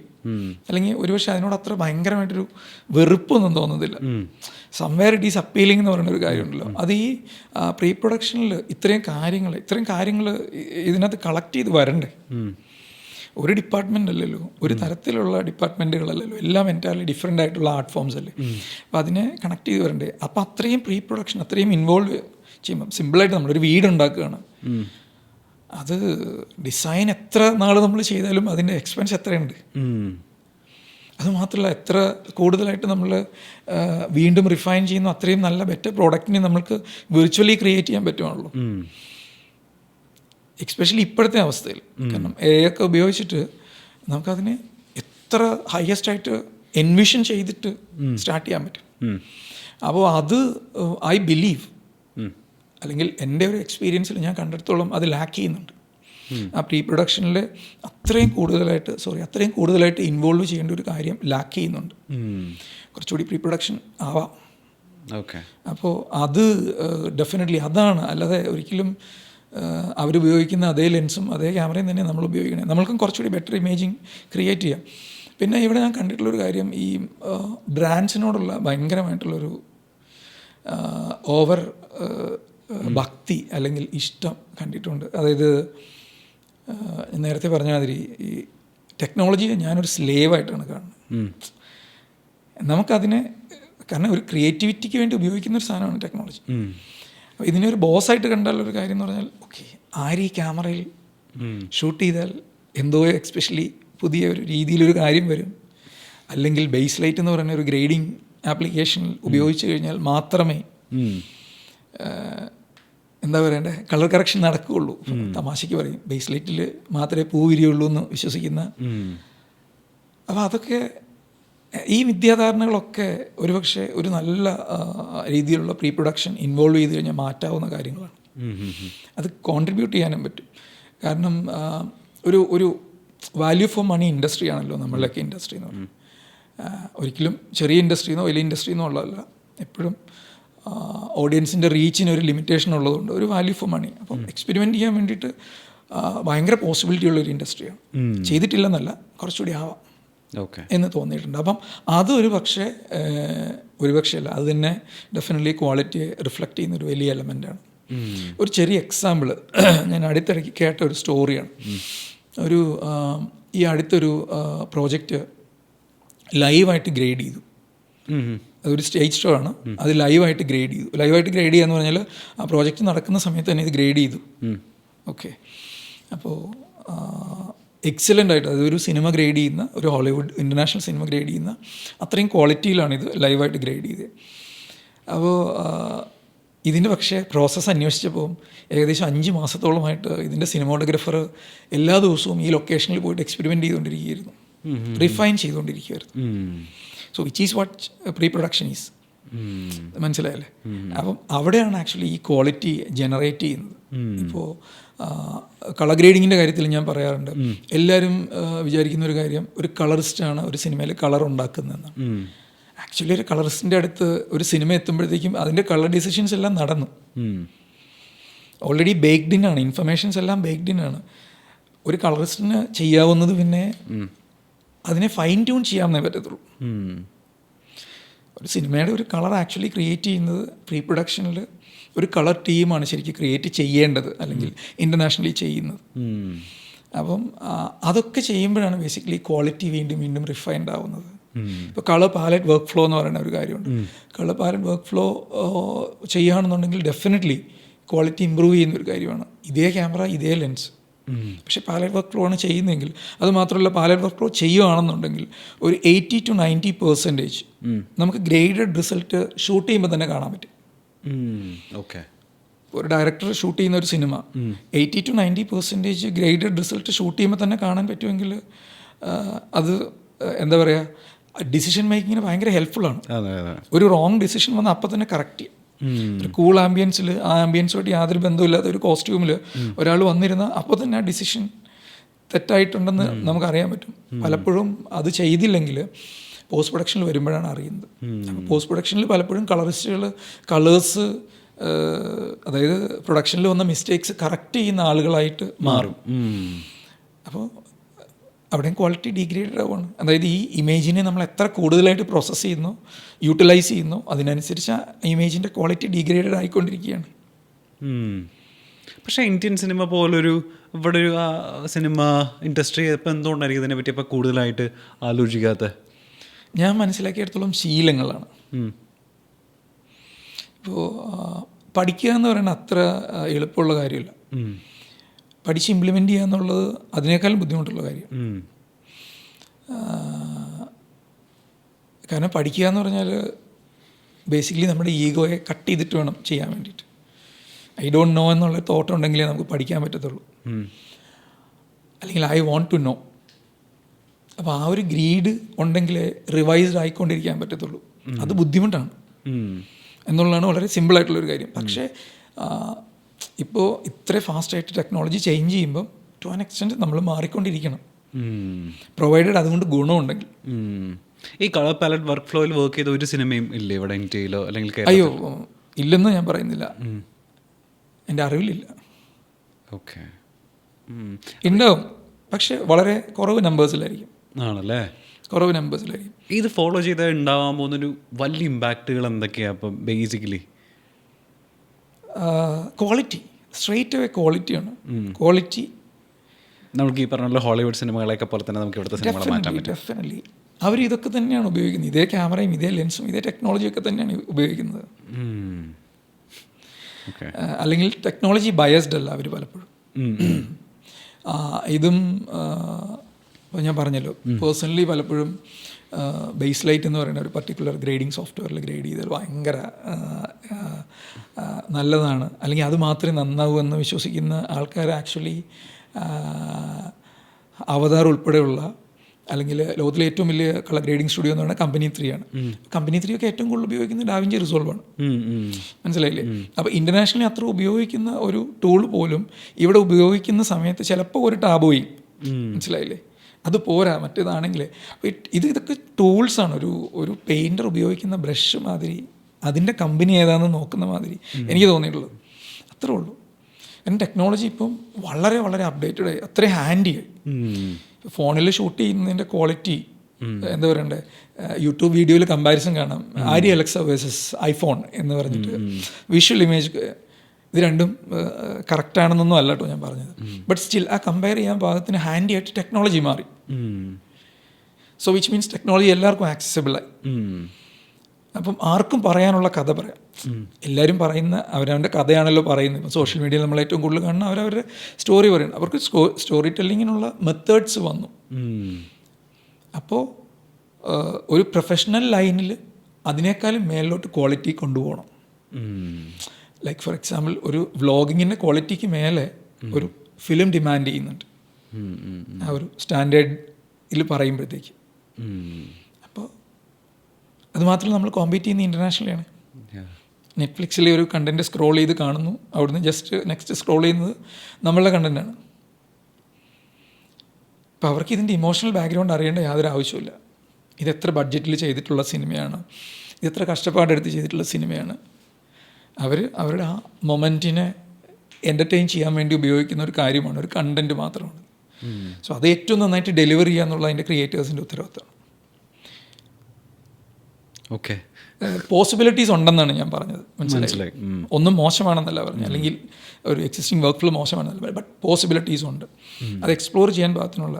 അതിപ്പോൾ എനിക്ക് പേഴ്സണലി ഫീൽ ചെയ്തിട്ടുള്ളൊരു കാര്യം, ഞാൻ പല ടെക്നോളജിയും ഞാൻ ഉപയോഗിക്കുന്നത് എൻ്റെ ബഡ്ജറ്റ് ലിമിറ്റേഷൻ്റെ ഉള്ളിൽ നിന്നുകൊണ്ടാണ്. ഇപ്പം ഞാൻ പെട്ടെന്നൊരു ഭയങ്കര ഹൈലി എക്സ്പെൻസീവ് ആയിട്ടുള്ള ടെക്നോളജി കണ്ടാൽ ചിലപ്പോൾ എനിക്ക് ഉപയോഗിക്കാൻ പറ്റിയെന്നിരിക്കില്ല. പക്ഷെ എൻ്റെ ഒരു അഫോർഡബിൾ ആയിട്ടുള്ളൊരു ബഡ്ജറ്റ് റേഞ്ചിൽ കാണുമ്പോഴാണ് ഒരു ടെക്നോളജി ഞാൻ എക്സ്പെരിമെൻ്റ് ചെയ്യുന്നത്. അപ്പോൾ അത് എക്സ്പെരിമെൻ്റ് ചെയ്യുമ്പം പലപ്പോഴും കിട്ടുന്ന റിസൾട്ട്സ് പുറത്ത് ഇത്രയും ചെറിയ ഗാഡ്ജറ്റ്സ് ഒന്നും ഉപയോഗിക്കുന്ന കാണാറില്ല. മനസ്സിലായില്ലേ? കുറേ കാലങ്ങൾക്ക് ശേഷവും കാണാറില്ല. അപ്പോൾ ഞാൻ ആലോചിക്കാറുണ്ട്, ലൈക്ക് കുറച്ച് കാലം ഒരു ആഡ് ഞാൻ ഷൂട്ട് ചെയ്തപ്പം ആഡിൻ്റെ ഷൂട്ടിന് ബിഹൈൻഡ് ദ സീൻ റെക്കോർഡ് ചെയ്യുന്നതിന് വേണ്ടിയിട്ട് ഞാൻ ഉപയോഗിച്ചിരുന്ന ഒരു മോട്ടറൈസ്ഡ് ഡോളി അവിടെ. അത് മോട്ടറൈസ്ഡ് ആണ്, നമുക്കൊരു ഫോണിൽ കൺട്രോൾ ചെയ്യാൻ പറ്റും. ഒരു ക്യാമറ അതിൽ വെച്ച് കഴിഞ്ഞാൽ അതിങ്ങനെ അങ്ങോട്ടും ഇങ്ങോട്ടും പോയിക്കോളും. അതവിടെ കൊണ്ടുവച്ച് കഴിഞ്ഞപ്പോൾ ഞാൻ നോക്കിയപ്പോൾ ആൾക്കാർ വളരെ കൗതുകത്തോടു കൂടി ഇതിനെ നോക്കുന്നുണ്ട്. അത് ഞാൻ കുറേ കാലങ്ങളായിട്ട് ഉപയോഗിച്ചുകൊണ്ടിരിക്കുന്നൊരു സാധനമാണ്. മനസ്സിലായില്ലേ? അപ്പം ഇത് എന്നെ പോലൊരു ഒരു വളരെ ചെറിയൊരു ഫിലിം മേക്കറിന് ഇത് അഫോർഡ് ചെയ്യാൻ പറ്റുമെങ്കിൽ ഇൻഡസ്ട്രിക്ക് ഇതുപോലത്തെ ഇഷ്ടംപോലെ കാര്യങ്ങൾ അഫോർഡ് ചെയ്യാൻ പറ്റും, ചെയ്യാൻ പറ്റും. ഞാൻ പറഞ്ഞാൽ നമ്മൾ ഇവിടെ അഫോർഡബിൾ ബഡ്ജറ്റ് സിനിമകൾ ഇഷ്ടംപോലെ സംഭവിക്കുന്നുണ്ട്. അതാ പറഞ്ഞ് അത് എക്സ്പെരിമെൻ്റ് ചെയ്യാനുള്ള സാധ്യതകളുണ്ടെന്ന്. ഓക്കെ, ഇതിപ്പോൾ ഇതിനെപ്പറ്റി ഇപ്പോൾ ഒരുപാട് ഇൻ്റർനാഷണൽ അക്രഡിക്ഷൻസ് ഉള്ള ഒരാളാണ്. ഈ പറഞ്ഞുള്ള സിനിമയെ പറ്റിയും അതിൻ്റെ ടെക്നിക്കാലിറ്റിയെ പറ്റിയൊക്കെ കുറച്ച് ബോധവും ജ്ഞാനവും വിവരമൊക്കെ ഉള്ള ഒരാളാണ്. ഞാൻ പറയുന്നത് അങ്ങനെ ഒരാൾക്ക് ഇവിടെ ഇപ്പോൾ കേരളത്തിലുള്ളൊരു സിനിമ സ്പേസിൽ അല്ലെങ്കിൽ സിനിമകളിൽ എന്തുകൊണ്ടൊരു നിറസാന്നിധ്യമാവാൻ പറ്റാതെ പോകുന്നത് എന്തുകൊണ്ടാണെന്ന് വിചാരിക്കുന്നത് ഞാൻ ചോദിച്ചാൽ? പല ഫാക്ടേഴ്സ് ഉണ്ടാവും.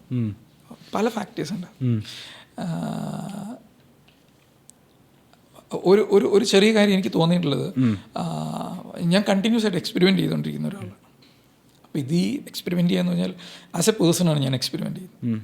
അപ്പോൾ എനിക്കൊരു കാര്യം എക്സ്പെരിമെൻ്റ് ചെയ്ത് ഇംപ്ലിമെൻ്റ് ചെയ്യാൻ വളരെ എളുപ്പമാണ്, കാരണം ഒരാളുടെ ഡിസിഷനാണ്. But when it comes to cinema ഇതൊരാളുടെ ഡിസിഷനല്ല, ഇതൊരു കൂട്ടം ആൾക്കാരുടെ ഡിസിഷനാണ്. അപ്പോൾ അവിടെ ഞാൻ പറയുന്ന ഒരു എക്സ്പെരിമെൻ്റ് ചെയ്തോളണമെന്ന് നിർബന്ധമൊന്നുമില്ല, അല്ലെങ്കിൽ അതിന് അതിൻ്റേതായിട്ടുള്ള ബുദ്ധിമുട്ടുണ്ട്. ഒരു ക്രൂ അല്ലെങ്കിൽ ഇപ്പോൾ നമ്മളൊരു ഒരു ടെലിവിഷൻ നെറ്റ്വർക്ക് അല്ലെങ്കിൽ ടെലിവിഷൻ നെറ്റ്വർക്ക് എക്കോസിസ്റ്റം അല്ലെങ്കിൽ ഒരു ബ്രോഡ്കാസ്റ്റ് എക്കോസിസ്റ്റം അല്ലെങ്കിൽ ഒരു ഫിലിം പ്രൊഡക്ഷൻ എക്കോസിസ്റ്റം എന്നൊക്കെ പറയുന്നത് അതൊരു എക്കോസിസ്റ്റമായിട്ട് നിൽക്കുന്നതാണ്. പെട്ടെന്ന് അത് ഷിഫ്റ്റ് ചെയ്യത്തില്ല. പക്ഷേ അപ്പോൾ ഞാൻ പഠിച്ചുകൊണ്ടിരുന്നതും ഞാൻ എക്സ്പെരിമെൻ്റ് ചെയ്തുകൊണ്ടിരുന്നതും വളരെ ഫാസ്റ്റാണ്, മാറണം എന്നുള്ള ഒരിതിൽ. അപ്പം ഇത് വളരെ ഫാസ്റ്റായിട്ട് ചെയ്ത് ഞാൻ നേരത്തെ പറഞ്ഞ മാതിരി ഒരു ഇൻഡസ്ട്രിക്ക് അങ്ങനെ പെട്ടെന്ന് ഇങ്ങനെ എല്ലാ എക്സ്പെരിമെൻസും ഇൻക്ലൂഡ് ചെയ്യാൻ പറ്റിക്കൊള്ളാം എന്ന് നിർബന്ധമൊന്നുമില്ല. ഒരു പക്ഷേ അതുകൊണ്ടായിരിക്കും. പിന്നെ രണ്ടാമത് എനിക്ക് ഫീൽ ചെയ്തിട്ടുള്ളത്, പേഴ്സണലി ഞാൻ വളരെ ഇൻട്രോവേർട്ടായിട്ടുള്ള ഒരാളാണ്. ലൈക്ക് അധികം എക്സ്റ്റേണൽ സ്പേസിലൊന്നും കാണപ്പെടാത്ത. നേരത്തെ ഞാൻ പറഞ്ഞല്ലോ, അതായത് എൻ്റെ എൻ്റർടൈൻമെൻറ്റ് എന്ന് പറയുന്നത് ഞാൻ ഒരു കാര്യം ചെയ്ത് കുറച്ച് കഴിയുമ്പം അത് നിർത്തിയിട്ട് അടുത്ത കാര്യം ചെയ്യുന്നു. അപ്പോൾ ഞാനിത് ഈ ഒരു ലൂപ്പ് കുറേ കാലമായിട്ട് ചെയ്തുകൊണ്ടിരിക്കുന്നുണ്ട്. അധികം പുറത്തുള്ള സ്പേസിൽ വളരെ അത്യാവശ്യമില്ലെങ്കിൽ എന്നെ കാണാൻ പറ്റത്തില്ല, അല്ലെങ്കിൽ അങ്ങനെയുള്ള ഇൻട്രാക്ഷൻ കുറവാണ്. എൻ്റെ സ്റ്റുഡിയോയിൽ വരുന്ന ക്ലയൻസുമായിട്ട് ഞാൻ ഇൻട്രാക്ട് ചെയ്യും, അവരുമായിട്ടുള്ള കാര്യങ്ങളൊക്കെ ചെയ്യും എന്നുള്ളതല്ലാതെ. അപ്പോൾ ആ ഇൻട്രാക്ഷൻ്റെ കുറവ് ഒരു പക്ഷേ ഒരു റീസണിങ് ആയിട്ടുണ്ടാവും. അതിന് പല ഫാക്ടേഴ്സ് ഉണ്ടാവും, പല ഫാക്ടേഴ്സ്. പിന്നെ എക്സ്പെരിമെൻ്റ് ചെയ്യണമെങ്കിൽ നമുക്കൊരു ധൈര്യം വേണം. ലൈക്ക് ഒരു ഫിലിമിൽ ഒരു പർട്ടിക്കുലർ കാര്യം, ഒരു പുതിയ ടെക്നോളജി അല്ലെങ്കിൽ ഇന്ന രീതിയിലുള്ളൊരു ടെക്നോളജി ഉപയോഗിക്കണം, ഇന്ന കാര്യം ഇംപ്ലിമെൻ്റ് ചെയ്യണമെന്ന് ഡിസൈഡ് ചെയ്യണമെങ്കിൽ അതിൻ്റെ അകത്ത് വളരെ ധൈര്യം വേണം. അപ്പോൾ എൻ്റെ ഓൺ പ്രൊഡക്ഷൻസിൽ ഇപ്പോൾ ഞാൻ ചെയ്യുന്നതാണ്. ഇപ്പോൾ audio, let's A audio cinema Ceylon music release ചെയ്യുന്ന എല്ലാ ട്രാക്സും സ്റ്റീരിയോയുടെ ഒപ്പം തന്നെ സ്പേഷ്യൽ ഓഡിയോ അവൈലബിൾ ആണ്. സ്പേഷ്യൽ ഓഡിയോ എന്ന് പറഞ്ഞാൽ ഇപ്പോൾ ഡോൾബി അറ്റ്മോസിൽ നമുക്ക് ആക്ച്വലി സിമ്പിളായിട്ട് പറഞ്ഞാൽ ഡോൾബി അറ്റ്മോസിൽ ആക്ച്വലി മ്യൂസിക് എക്സ്പീരിയൻസ് ചെയ്യാൻ പറ്റും. തിയേറ്ററിൽ സിനിമ എക്സ്പീരിയൻസ് ചെയ്യുമ്പോൾ സൗണ്ട് എങ്ങനെയാണ് എക്സ്പീരിയൻസ് ചെയ്യുന്നതെന്ന് പറഞ്ഞാൽ, അപ്പോൾ അത് ആപ്പിളിൻ്റെ ഹെഡ്ഫോൺ യൂസ് ചെയ്യുന്ന ആൾക്കാർക്ക്, അല്ലെങ്കിൽ ഐഫോൺ യൂസ് ചെയ്യുന്ന ആപ്പിൾ മ്യൂസിക് കേൾക്കുന്ന ആൾക്കാർക്ക്, ആമസോൺ മ്യൂസിക് യൂസ് ചെയ്യുന്ന ആൾക്കാർക്ക്, അല്ലെങ്കിൽ ഹോം തിയേറ്റേഴ്സ് ഈ ഫെസിലിറ്റി ഉള്ള ആൾക്കാർക്കൊക്കെ ഇത് തിയേറ്റർ സൗണ്ടിങ്ങിൽ എക്സ്പീരിയൻസ് ചെയ്യാൻ പറ്റും. അപ്പോൾ അത് ആക്ച്വലി അത് ഒരു എക്സ്പെൻസീവ് പ്രോസസ്സാണ്. പക്ഷേ അതേപോലെ തന്നെ അതിൻ്റെ അകത്ത് വളരെ കുറച്ചൊരു നീഷ് ലിസണേഴ്സേ ഉള്ളൂ. മേ ബി ഒരു 2% or 3% or even lesser audience മാത്രമേ സ്പേഷ്യൽ ഓഡിയോയ്ക്ക് ഉള്ളൂ. പക്ഷേ അവർക്കാണെങ്കിലും ആ ഒരു ബെറ്റർ എക്സ്പീരിയൻസ് കൊടുക്കാൻ പറ്റുക എന്നുള്ളതാണ് നമ്മൾ ട്രൈ ചെയ്യുന്നത്. അപ്പോൾ അതുകൊണ്ട് തന്നെ എല്ലാ ട്രാക്സും സ്പേഷ്യൽ ഓഡിയോയിൽ അവൈലബിൾ ആണ്. അതുപോലെ തന്നെ വീഡിയോ, എല്ലാ വീഡിയോവും കളർ പാലറ്റ് വർക്ക് ഫ്ലോ ആണ് ചെയ്യുന്നത്. അതേപോലെ തന്നെ ഞാൻ നേരത്തെ പറഞ്ഞ മാതിരിയുള്ള എല്ലാ പ്രീ പ്രൊഡക്ഷൻ പ്രോസസ്സുകളും ക്വാളിറ്റി ഇമ്പ്രൂവ് ചെയ്യുന്നതിന് വേണ്ടിയിട്ട്. ഇപ്പോൾ ഹ്യൂമൻ സൈക്കോളജി ഇതിനകത്ത് വളരെ ഇമ്പോർട്ടൻ്റ് ആണ് when it comes to colours. ഇമോഷനിൽ വളരെ ഇമ്പോർട്ടൻ്റ് ആയിട്ടുള്ള ഒരു കാര്യമാണ് കളർ. ഒരു റോങ് കളർ യൂസ് ചെയ്തിട്ട് ഒരു ഇമോഷൻ കൺവേ ചെയ്യാൻ നോക്കിക്കഴിഞ്ഞാൽ ഒരിക്കലും പറ്റിക്കൊള്ളണം എന്ന് നിർബന്ധമില്ല. കളേഴ്സിൻ്റെ ഫ്ലെക്സിബിലിറ്റിയും അതുപോലെ തന്നെയാണ്. ഭയങ്കര എലാസ്റ്റിസിറ്റി ഉള്ള ഒരു കാര്യമല്ല കളേഴ്സ്. അപ്പോൾ നമ്മൾ ഒരു തെറ്റായ രീതിയിൽ ഷൂട്ട് ചെയ്തിട്ട് നമുക്ക് 360 ഡിഗ്രിയിൽ അങ്ങ് ഇത് കൺട്രോൾ ചെയ്യാൻ പറ്റത്തൊന്നുമില്ല. അതിന് അതിൻ്റേതായിട്ടുള്ളൊരു ലിമിറ്റേഷൻ ഉണ്ട്. അപ്പോൾ ഈ കാര്യങ്ങളൊക്കെ പ്രീ പ്രൊഡക്ഷനിൽ നമ്മൾ കറക്റ്റായിട്ട് പ്ലാൻ ചെയ്ത് ചെയ്യുന്നത് നമ്മൾ തന്നെ ഇംപ്ലിമെൻ്റ് ചെയ്ത് കാണിക്കുകയാണ്. അതുപോലെ തന്നെ പാലറ്റ് വർക്ക് ഫ്ലോ എന്താണെന്ന് എക്സ്പ്ലെയിൻ ചെയ്യുന്നതിനെക്കുറിച്ച് നമ്മൾ ഉടനെ തന്നെ അതിൻ്റെ വീഡിയോസ് റിലീസ് ചെയ്യും. നമ്മൾ ഓൺ വീഡിയോസ്, അതായത് ഈ എലാനി ദയാരാധു എന്നുള്ള ട്രാക്കിൻ്റെ പ്രീ പ്രൊഡക്ഷൻ എങ്ങനെയാണ് കളർ പാലറ്റ് വർക്ക് ഫ്ലോ നമ്മൾ ചെയ്തത്, എങ്ങനെയാണ് ആ colour palette work flow implement ചെയ്തത് എന്നുള്ളതിനെക്കുറിച്ചുള്ള വീഡിയോസ് എല്ലാം ഇതുമായിട്ട് ബന്ധപ്പെട്ട് റിലീസ് ചെയ്യും. അതേപോലെ തന്നെ ഈ colour palette work flow implement ചെയ്യുന്നതിന് വേണ്ടിയിട്ട് സിനിമ സെലൂണിലിപ്പം ഒരു കളർ സയൻറ്റിസ്റ്റ് കൂടി ഉണ്ട്. അപ്പോൾ അത് കുറച്ചുകൂടി പോസ്റ്റ് പ്രൊഡക്ഷൻ പ്രോസസ്സിനെ എൻഹാൻസ് ചെയ്യുന്നതിന് DCTL ഡിസൈനിങ് ഉൾപ്പെടെയുള്ള കാര്യങ്ങളിൽ കളർ ടീമിനെ സപ്പോർട്ട് ചെയ്യുന്നതിന് വേണ്ടിയിട്ടാണ്. അപ്പോൾ ആ ഫെസിലിറ്റിയും ഓൾറെഡി സിനിമ സെലൂണിലുണ്ട്. അടിപൊളി, ഗംഭീരമാവട്ടെ. ഞാനൊരു ഡൗട്ട് കൂടെ ചോദിച്ചോട്ടെ. അതായത് ഇപ്പോൾ സ്റ്റാർട്ട് ചെയ്തത് ഒരു പെർഫോമർ എന്നുള്ള രീതിയിലല്ലേ, അതായത് ഗിറ്റാറിസ്റ്റ് ആയിട്ടുള്ള പെർഫോം ചെയ്യാൻ അതിയായി ആഗ്രഹിച്ച ഒരു പയ്യൻ, പിന്നെ അതൊക്കെ ഈ പെർഫോമൻസ് ഒക്കെ വിട്ടിട്ട് പിന്നെ ബിഹൈൻഡ് ദി ക്യാമറയുടെ അടുത്തേക്കാണല്ലോ പിന്നെ പോയത്. ഇപ്പോൾ എഡിറ്റിംഗ് ആണെങ്കിലും കളറിസ്റ്റ് ആണെങ്കിലും പ്രൊഡക്ഷൻ ആ സൈഡിലേക്കാണ് പോയേക്കുന്നത്. ഇപ്പം മ്യൂസിക് കോമ്പോസിഷൻ ആകുന്ന സമയത്തും ബിഹൈൻഡ് ദ ക്യാമിൽ നിൽക്കല്ലേ. ഈ പെർഫോമർ ആയിരുന്ന ഒരു സ്ത്രീയില്ലേ, അത് കൊതിച്ചിരുന്ന ആ പെർഫോമർ എങ്ങനെ ഇപ്പം സാറ്റിസ്ഫൈ ചെയ്യിക്കുന്നത്? ആസ് എ പെർഫോമർ മാത്രമല്ല, എനിക്ക് ഇഷ്ടമുള്ള കാര്യങ്ങളിലൊക്കെ ശരിക്കും ഞാൻ ഭയങ്കര ഗ്രീഡി ആയിട്ടുള്ള ആളാണ്. എന്തിനോടാണോ ഇഷ്ടങ്ങൾ വളരെ കുറവാണ്, പക്ഷേ ഉള്ള ഇഷ്ടങ്ങളെല്ലാം ഭയങ്കര ഗ്രീഡിയാണ്. അപ്പോൾ പെർഫോം എന്നുള്ള രീതിയിൽ ഞാൻ ആക്ച്വലി ഭയങ്കര ഒരു ഗ്രീഡി പെർഫോമർ തന്നെയായിരുന്നു. ഭയങ്കര ഇഷ്ടമായിരുന്നു സ്റ്റേജ് സ്പേസ്, എനിക്ക് ഭയങ്കര ഇഷ്ടമായിരുന്നു. അത് ആ ചെയ്ത കാലഘട്ടത്തിൽ തന്നെ ഞാൻ മാക്സിമം എക്സ്പെരിമെൻ്റ് ചെയ്യാവുന്നിടത്തോളം ചെയ്തിട്ടുണ്ട്. സ്റ്റേജിൽ തന്നെ ഗിറ്റാറും ഡാൻസും ഒക്കെ ഒരുമിച്ച് കമ്പൈൻ ചെയ്യുന്ന രീതിയിലുള്ള കാര്യങ്ങളൊക്കെ കോളേജിലൊക്കെ പഠിക്കുന്ന സമയത്തൊക്കെ എക്സ്പെരിമെൻ്റ് ചെയ്തിട്ടുണ്ട്. ചെയ്യാവുന്ന കാര്യങ്ങളൊക്കെ എക്സ്പെരിമെൻ്റ് ചെയ്തിട്ടുണ്ട്. പെർഫോമൻസ് ഇഷ്ടമായിരുന്നു. പക്ഷേ ഇത് വേണ്ടാന്ന് വയ്ക്കുമ്പം ഞാൻ നേരത്തെ പറഞ്ഞ മാതിരി നമ്മൾ പറഞ്ഞതായിരിക്കണ്ടേ എന്ന് പറയുന്ന ഒരു ആറ്റിറ്റ്യൂഡ് ഉണ്ടല്ലോ, അതുകൊണ്ട് നിർത്തി എന്നുള്ളതാണ്. പക്ഷേ പെർഫോമർ തന്നെയാണ് എപ്പോഴും സാറ്റിസ്ഫൈങ്, അല്ലെങ്കിൽ ഒരു പക്ഷെ അത് ചെയ്യണമെങ്കിൽ you need to have that guts. Perform ചെയ്യാന്ന് പറഞ്ഞാൽ അത്ര ഈസി അല്ല. അപ്പോൾ ഇനിഷ്യലി ഞാനത് ചെയ്തിരുന്നെങ്കിലും പിന്നെ അത് സ്റ്റോപ്പ് ചെയ്തുകൊണ്ട് ഇനി അത് റീസ്റ്റാർട്ട് ചെയ്യാന്നുള്ളത് അത്ര ഈസി അല്ല എന്നാണ് എനിക്ക് തോന്നുന്നത്. എനിക്കറിയില്ല കേട്ടോ. മിസ് ചെയ്യില്ല ഈ സ്റ്റേജ്, ഈ കയ്യടി, അതൊന്നും മിസ് ചെയ്യാറില്ല? ഡെഫിനറ്റ്ലി. അപ്പം അതിനെങ്ങനെ സാറ്റിസ്ഫൈ ചെയ്യുക? വല്ലപ്പോഴൊക്കെ സെമിനാർ സെഷൻസ് ഒക്കെ എടുക്കാറുണ്ട്. അപ്പോൾ അതൊക്കെ കുറച്ച് ക്രൗഡൊക്കെ ഉള്ളതുകൊണ്ട് കുറച്ച് അങ്ങനെ സാറ്റിസ്ഫൈ ചെയ്യും. Not completely. Also I want to do some DJ and all. അങ്ങനത്തെ കുറച്ച് കാര്യങ്ങളൊക്കെ ഇങ്ങനെ പ്ലാനിലുണ്ട്. ഇതിപ്പോൾ ഇത്രയും മേഖലയിൽ കൈവച്ചില്ലേ, ഏതെങ്കിലും മേഖലയിൽ കൂടെ പുതുതായിട്ട് എനിക്ക് എക്സ്പ്ലോർ ചെയ്യേണ്ടതുണ്ട്, എനിക്ക് അവിടെയും കൂടെ ഒന്ന് പോയി അതൊന്ന് അനുഭവിച്ചറിയേണ്ടതുണ്ട് എന്ന് തോന്നിയിരിക്കുന്ന വേറെ ഏതെങ്കിലും സാധനങ്ങൾ? Yes, I am a film maker.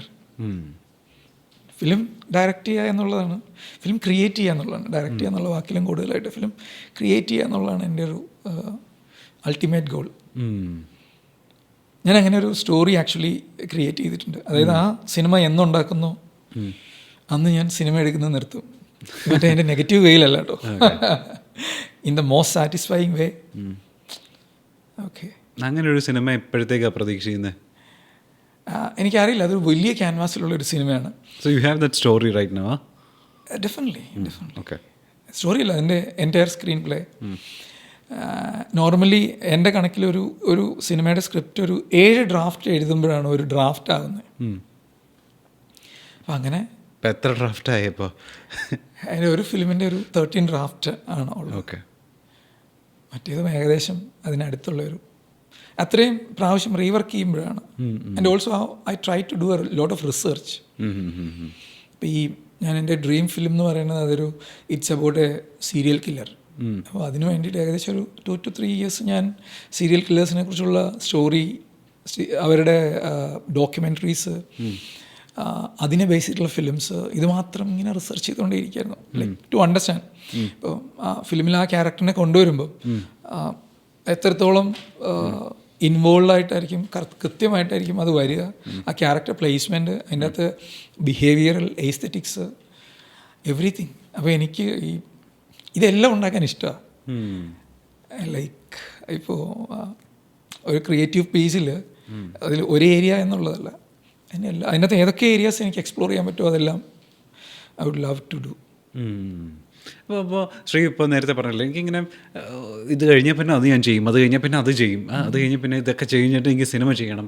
നമ്മളൊക്കെ ഇപ്പോൾ ഡോക്ടേഴ്സും അടക്കം, ഇപ്പോൾ ഈ സൈക്കോളജിസ്റ്റുകളടക്കം നമ്മളോട് പറയുന്നൊരു കാര്യമില്ല, നമുക്ക് മെൻ്റലിയും ഫിസിക്കലിയും റെസ്റ്റ് വേണ്ടതുണ്ട് എന്ന്. ഈ റെസ്റ്റിംഗ് പീരീഡ് അപ്പോൾ എങ്ങനെയാണ് ഉണ്ടാക്കിയെടുക്കുക, അല്ലെങ്കിൽ റെസ്റ്റിംഗ് പീരീഡ് വേണ്ടേ താങ്കൾക്ക്? ഞാൻ ആക്ച്വലി ഉറങ്ങുമ്പോൾ മാത്രമാണ് ടെക്നിക്കലി റെസ്റ്റ് എടുക്കുന്നത്. എന്ന് വെച്ചാൽ ഇതെല്ലാം ഇഷ്ടമായതുകൊണ്ടാണ്. പിന്നെ ഒന്ന് രണ്ട് എന്താ പറയുക, ഒന്ന് ഈ പോസ്റ്റ് പ്രൊഡക്ഷൻ എന്ന് പറയുന്ന കാര്യം തന്നെ ഒരു ചെറിയ ഡിപ്രസീവ് ആയിട്ടുള്ളൊരു കാര്യമാണ്. It's not an easy thing. ആ പോസ്റ്റ് പ്രൊഡക്ഷനിൽ തന്നെ, കാരണം ഇൻഡോർ ആണല്ലോ, ഔട്ട്ഡോർ അല്ല.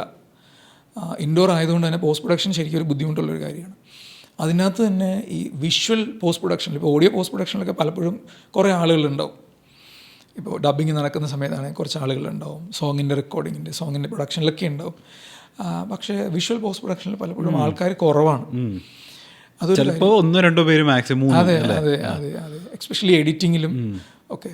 ഇനി അത് കളർ ഗ്രേഡിങ്ങിലോട്ട് വരുമ്പം ഇതിൻ്റെ ഒരു ഡാർക്ക് സൈഡ് എന്താണെന്ന് വെച്ചാൽ നമ്മൾ ലൈറ്റും കൂടി ഓഫ് ചെയ്തിട്ടാണ് വർക്ക് ചെയ്യുന്നത്.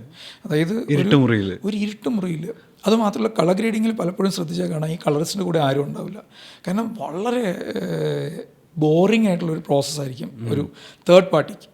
അത് ഈവൻ ഒരു സിനിമാറ്റോഗ്രാഫറിന് പോലും ചിലപ്പം എൻ്റർടൈൻഡ് ആയിട്ടുള്ളൊരു പ്രോസസ്സായിരിക്കില്ല ഇതിൻ്റെ ത്രൂ ഔട്ട് പ്രോസസ്സിൽ ഇൻവോൾവ് ചെയ്യുക എന്നുള്ളത്. അപ്പോൾ അത്രയും ബോറിംഗ് ആയിട്ടുള്ള പ്രോസസ്സ് ഒറ്റയ്ക്ക് ഈ ഇരുട്ടത്തിരുന്ന് ചെയ്യുക എന്ന് പറയുന്നത് ജനറലി ആർക്കും ഒരു കൈൻഡ് ഓഫ് ആൻസൈറ്റിയും ഡിപ്രഷനും ഒക്കെ ഉണ്ടാക്കുന്നതാണ്. ചിലരത് ബാലൻസ് ചെയ്യാൻ ചിലർക്കത് പറ്റും, എക്സ്റ്റേണൽ ആക്ടിവിറ്റീസൊക്കെ ചെയ്തിട്ട്. അപ്പം എനിക്ക് ആക്ച്വലി ഇത് ബാലൻസ് ചെയ്യാൻ പറ്റിയിട്ടുണ്ടോ എന്ന് എനിക്ക് അറിയില്ല. കാര്യം എൻ്റെ എൻ്റർടൈൻമെൻറ്റ് ഇതിൻ്റെ അകത്ത് തന്നെയാണ്.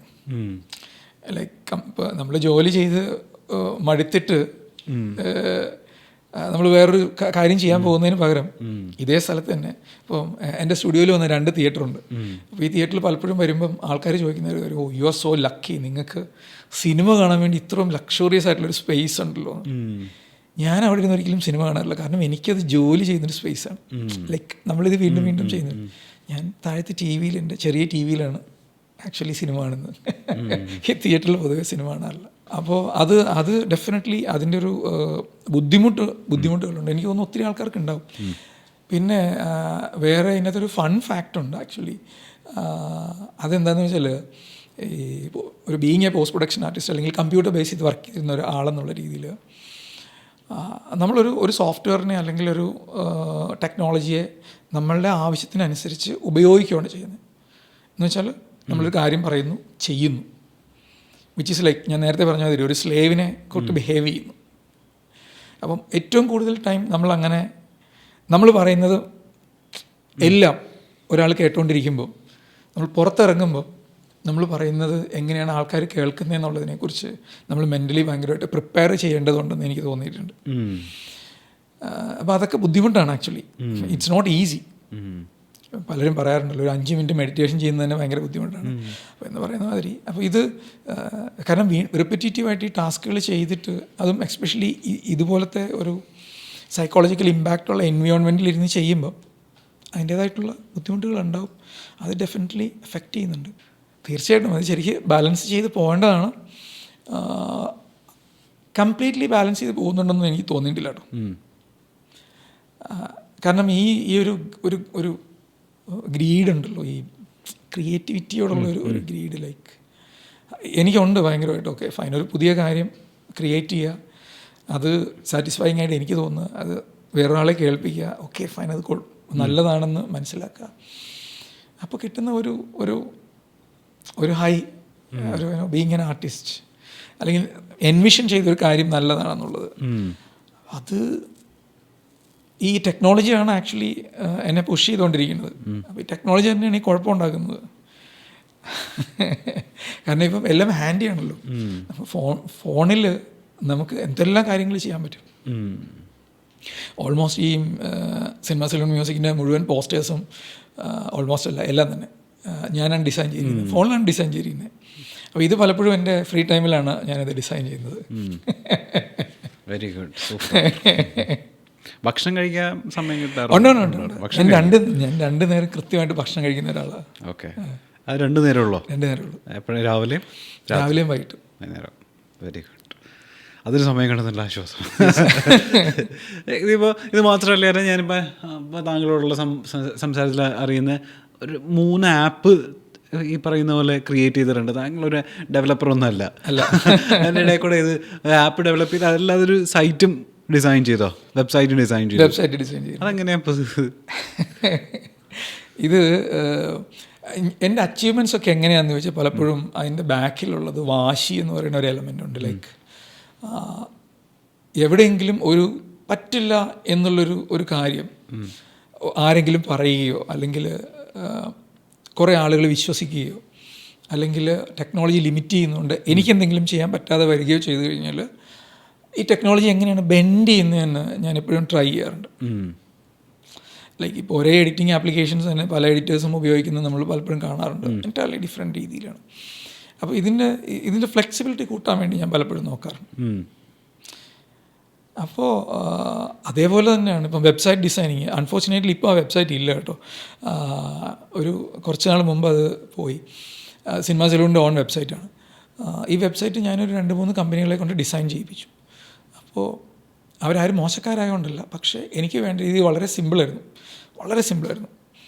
പക്ഷേ അത് അവർക്ക് ഡിസൈൻ ചെയ്യാൻ പറ്റിയില്ല. അപ്പോൾ അങ്ങനെ എനിക്ക് എന്തായാലും വെബ്സൈറ്റ് വേണം. ഞാൻ എന്ത് ചെയ്യുന്നു വെച്ചാൽ ഇതൊക്കെ ആൾക്കാരോട് പറഞ്ഞാൽ വിശ്വസിക്കുമെന്ന് അറിയത്തില്ല, അതുപോലത്തെ കാര്യങ്ങളാണ്. അതായത് ഈ ഗോഡാഡിയുടെ കോൾ സെൻറ്ററിൽ വിളിച്ചിട്ട് വേർഡ് പ്രസ് എന്ന് പറയുന്ന കാര്യം പഠിച്ച് അതിൻ്റെ അകത്ത് ഞാനൊരു വെബ്സൈറ്റ് ഉണ്ടാക്കി 9 ദിവസം കൊണ്ട് അപ്ലോഡ് ചെയ്തു. അപ്പോൾ എനിക്ക് ആ വെബ്സൈറ്റ്, അത് വളരെ സിമ്പിളായിട്ടുള്ള വെബ്സൈറ്റ്. അതായത് ഇതിനെക്കുറിച്ച് യാതൊരു നോഹവും ഇല്ലാത്ത ഒരാൾ കോൾ സെൻറ്ററിൽ വിളിച്ച്, ഞാൻ പറയുന്നത് 2017 കാര്യമാണ്. അപ്പോൾ അന്ന് ഇത് ചെയ്യാൻ വേണ്ടിയിട്ട് അന്ന് എൻ്റെ കൂടെ ഉണ്ടായിരുന്ന ആൾക്കാരൊക്കെ വളരെ കൗതുകത്തോടു കൂടിയാണ് ഇത് കണ്ടിരുന്നത്. കാരണം ഞാനൊരു വെബ്സൈറ്റ് ഡിസൈനറൊന്നുമല്ല. ഇൻഫാക്റ്റ് എനിക്ക് ഫോട്ടോഷോപ്പിൽ പോലും ഡിസൈനിങ് വളരെ പത്തറ്റിക്കായിട്ട് ചെയ്യാൻ അറിയുന്ന ഒരാളാണ്. പക്ഷേ ഒരു 9 ദിവസം ഈ പറഞ്ഞ മാതിരി അതിന് സത്യത്തിൽ ഗോഡാഡിയുടെ കോൾ സെൻറ്ററിലെ ആൾക്കാരെ ക്ഷമയാണ് അപ്രീഷിയേറ്റ് ചെയ്യേണ്ടത്. കാരണം എന്നെപ്പോലെ ഒരു നോളജും ഇതിനെക്കുറിച്ചില്ല. ഇപ്പം എന്നോട് ചോദിച്ചാൽ എനിക്ക് അറിയില്ല കേട്ടോ. കാരണം എനിക്ക് ആ ഒരു പ്രാവശ്യം ചെയ്യേണ്ടി വന്നുള്ളൂ. അപ്പോൾ വെബ്സൈറ്റ് ഡിസൈൻ ചെയ്തു. പിന്നെ ആപ്പ് ഡിസൈനിങ്ങിൻ്റെ കാര്യം അതിപ്പോൾ ചെയ്തതാണ്, വളരെ റീസെൻ്റായിട്ട് ചെയ്തതാണ്. എൻ്റെ അത് 3 ആപ്സിൽ 2 ഡിസൈനിങ് കംപ്ലീറ്റ് കഴിഞ്ഞു. 2 ആപ്സ് ഡെവലപ്ഡ് ആണ്. ഒരാപ്പ് അണ്ടർ കൺസ്ട്രക്ഷനാണ്. അത് ഒരാപ്പ് പോസ്റ്റ് പ്രൊഡക്ഷൻ ആർട്ടിസ്റ്റുകൾക്ക് ഒരു ആംഗിളിൽ നിന്നുകൊണ്ട് ഞാൻ ചെയ്തിട്ടുള്ളൊരു ആപ്പാണ്. അതായത് ഇവരേറ്റവും കൂടുതൽ ഉപയോഗിക്കുന്ന കമ്പ്യൂട്ടറാണ്. അതിനകത്ത് ഏറ്റവും കൂടുതൽ മെയിൻറ്റെയിൻ ചെയ്യേണ്ടത് സ്റ്റോറേജാണ്. അതായത് ഫയൽസ്, ഡേറ്റയാണ് മാനേജ് ചെയ്യേണ്ടത്. അപ്പോൾ ഈ പോസ്റ്റ് പ്രൊഡക്ഷൻ്റെ പ്രോസസ്സ് പലപ്പോഴും വളരെ നാളുകൾ എടുക്കുന്ന പ്രോസസ്സാണ്. അപ്പോൾ ഡ്യൂപ്ലിക്കേറ്റഡ് ഫയൽസ് ഉണ്ടാകാനുള്ള സാധ്യത വളരെ കൂടുതലാണ്.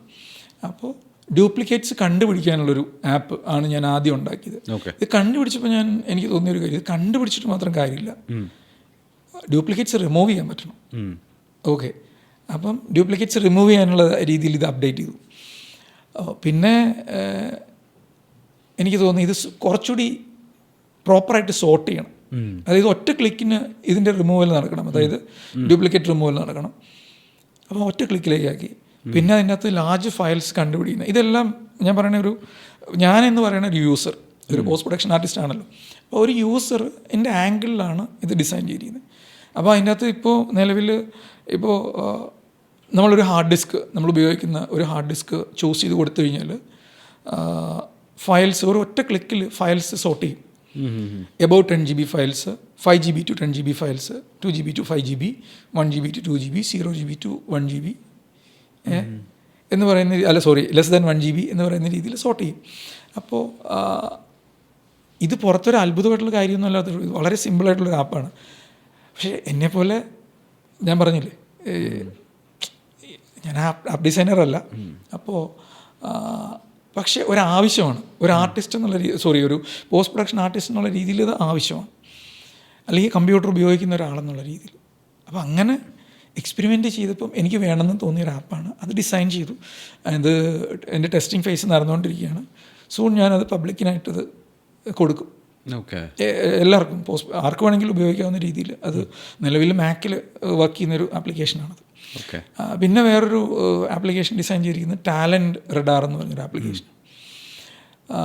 ഇത് നമ്മൾ സിനിമ സലൂൺ മ്യൂസിക്കിൽ റെഗുലറായിട്ട് ഓഡീഷൻസ് നടക്കാറുണ്ട്.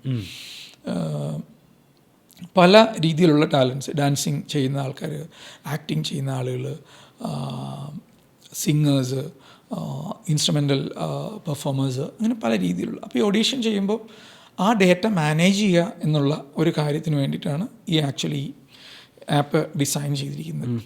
അത് മാത്രമല്ല ഓരോ കാറ്റഗറി ഓഫ് പ്രൊഡക്ഷൻ, ഇപ്പം പ്രൊഡക്ഷൻ എന്ന് പറഞ്ഞാൽ പല കാറ്റഗറി ഉണ്ട്. കൊളാബറേറ്റീവ് പ്രൊഡക്ഷൻസ് ഉണ്ട്. കൊളാബറേറ്റീവ് പ്രൊഡക്ഷൻസ് പലപ്പോഴും പെയ്ഡ് പ്രൊഡക്ഷൻസ് ആയിരിക്കില്ല. പിന്നെ ഫാസ്റ്റ് പ്രൊഡക്ഷൻസ് ഉണ്ടാവും, അല്ലെങ്കിൽ വേറെ സ്ഥലങ്ങളിൽ, കുറച്ച് ദൂര സ്ഥലങ്ങളിൽ, പല രീതിയിലുള്ള പ്രൊഡക്ഷൻ. ഓരോ പാറ്റേൺ ഓഫ് പ്രൊഡക്ഷനിലും ഈ ഒഡീഷൻ അറ്റൻഡ് ചെയ്യുന്ന ആൾ ഏത് പാറ്റേണിലാണ് വരുന്നതെന്നുള്ളത് നമുക്ക് ഗ്യാദർ ചെയ്യുന്ന രീതിയിലുള്ള ഒരു ക്വസ്റ്റിനെയർ ഉള്ള ഒരു ആപ്ലിക്കേഷനാണ്. ബേസിക്കലി ഒരു ഒഡീഷൻ ചെയ്യുമ്പം നമ്മളെ സിനിമ സലൂണിലെ ഓഡീഷൻ എന്ന് പറഞ്ഞാൽ ഒരാൾ ഓഡീഷൻ ചെയ്യാന്ന് വെച്ചാൽ കമ്പ്യൂട്ടറിൻ്റെ ഫ്രണ്ടിൽ ഇരുന്നിട്ട് അവരുടെ ഡേറ്റ എൻട്രി ചെയ്യുക എന്നുള്ളത്. അവരുടെ ഡേറ്റ എൻട്രി ചെയ്തിട്ട് അവർ പോകുമ്പോൾ തന്നെ അവരെന്ത് പാറ്റേൺ ഓഫ് പ്രൊഡക്ഷനിൽ ഇൻവോൾവ് ചെയ്യാൻ താല്പര്യമുള്ള ആളുകളാണ്, അവരുടെ നിലവിലുള്ള ടാലൻറ്റ് എന്താണ്, അവരുടെ ഡേറ്റാ ബേസ്, അവരുടെ ഒരു അനാലിസിസ് കംപ്ലീറ്റ് ആയിട്ട് അതൊരു ജഡ്ജിങ് കമ്മിറ്റി ഇരുന്ന് ചെയ്യുന്ന മാതിരി ചെയ്യുന്ന രീതിയിൽ നമുക്ക് കിട്ടും. ഇങ്ങനെ ഒരു ആപ്പ് ഡിസൈൻ ചെയ്തിട്ടുണ്ട്. അടുത്തതൊരു ഫോണിലുള്ള, അത് അതിൻ്റെ ഡിസൈനിങ് കംപ്ലീറ്റ് ആയിട്ട് തീർന്നിട്ടില്ല. ഫോണിലുള്ള ഫോട്ടോസ് എല്ലാ രീതിയിലും സോർട്ട് ചെയ്യുന്നതിന് വേണ്ടിയിട്ടുള്ളൊരു, ഇതൊക്കെ ചിലപ്പോൾ പുറത്ത് അവൈലബിൾ ആയിരിക്കും കേട്ടോ. പക്ഷെ ഞാൻ പറയുന്നത് എന്നെ സംബന്ധിച്ചിടത്തോളം അത് വളരെ ക്യൂരിയസ് ആയിട്ടുള്ളൊരു കാര്യമാണ്. Because I don't know this game. അങ്ങനെ 2026 ഇരുന്നിട്ടാണ് നമ്മൾ സംസാരിക്കുന്നത്. ഇപ്പം താങ്കളുടെ ഒരു തേർഡ് കോമ്പോസിഷൻ ഔട്ട് ചെയ്യാൻ പോകുന്ന സമയത്താണ് നമ്മളിത് എയർ ചെയ്യുന്നത്. അതെ, 2036 അതൊരു 10 വർഷത്തിനപ്പുറം താങ്കളുടെ ഒരു വിഷൻ പറയാൻ പറഞ്ഞാൽ എന്തൊക്കെ ഇപ്പോൾ മനസ്സിലുള്ളത്? എങ്ങനെയൊക്കെ 2036 ഇവിടെ മാറ്റങ്ങൾ ഉണ്ടാവും താങ്കളുടെ ലൈഫിൽ എന്നാണ് വിചാരിക്കുന്നത്, പ്ലാൻ ചെയ്യുന്നത്? സിനിമ സലൂൺ മ്യൂസിക് ശരിക്ക് ഒരു ലോങ് ടേം വിഷനാണ്, ഒരു ലോങ് ടേം പ്രോജക്റ്റാണ്. ഇപ്പോൾ ശരിക്കും നമ്മൾ ചെയ്യുന്നത് ഇതിൻ്റെ ഒരു കാറ്റലോഗ് ബിൽഡിംഗ് എന്നുള്ളതാണ്. ഒരു റെക്കോർഡ് ലേബൽ എന്നുള്ള രീതിയിലുള്ള ഇതിൻ്റെ കാറ്റലോഗ് ബിൽഡിംഗ് ആണ് ഇപ്പോൾ ചെയ്യുന്നത്. ഇതിൻ്റെ നെക്സ്റ്റ് ഫേസ്, അതായത് ഒരു 2 വർഷത്തിനപ്പുറത്തേക്ക് ഇതിൻ്റെ ഒരു നെക്സ്റ്റ് ഫേസ് പ്ലാൻ ചെയ്യുന്നത് ലൈവ് ഷോസാണ്. ഓക്കെ, അതായത് നമ്മളുടെ ഓൺ കമ്പോസിഷൻസിൽ പാർട്ടിസിപ്പേറ്റ് ചെയ്തിട്ടുള്ള ആൾക്കാരുടെ ആയിട്ടുള്ള ലൈവ് ഷോസാണ്. അതിനും ഈ പറഞ്ഞ മാതിരി ഒരു പർട്ടിക്കുലർ ഡ്യൂറേഷൻ ഓഫ് ടൈം നമ്മൾ കാൽക്കുലേറ്റ് ചെയ്തിട്ടുണ്ട്. ഓക്കെ, അതിൻ്റെ തേർഡ് ഫേസ് പ്ലാൻ ചെയ്യുന്നത് ഒരു ഗ്ലോബലി മ്യൂസിക്കലി റീച്ച് ചെയ്യുക എന്നുള്ളതാണ്. എന്ന് വെച്ചാൽ അതിൻ്റെ ചെറിയ രീതിയിലുള്ള എക്സ്പെരിമെൻ്റാണ് ഞാനിപ്പോൾ ചെയ്യുന്നത്. ഇപ്പം ഫസ്റ്റ് സോങ് തന്നെ കന്നഡ ട്രാക്കാണ്. അതിനകത്ത് കർണാടകയിലുള്ള ആർട്ടിസ്റ്റുകളുമായിട്ടാണ് കൊളാബറേറ്റ് ചെയ്യുന്നത്. കർണാടകയിലാണ് അത് റെക്കോർഡ് ചെയ്തിരുന്നത്. അപ്പോൾ നമ്മൾക്ക് പോസിബിളായിട്ടുള്ള എല്ലാ കൊളാബറേഷൻസും ആണ് ഇപ്പോൾ ചെയ്യുന്നത്. ഇതിൻ്റെ തന്നെ ഒരു ലോങ് ടൈം വിഷനാണ് ഉള്ളത്.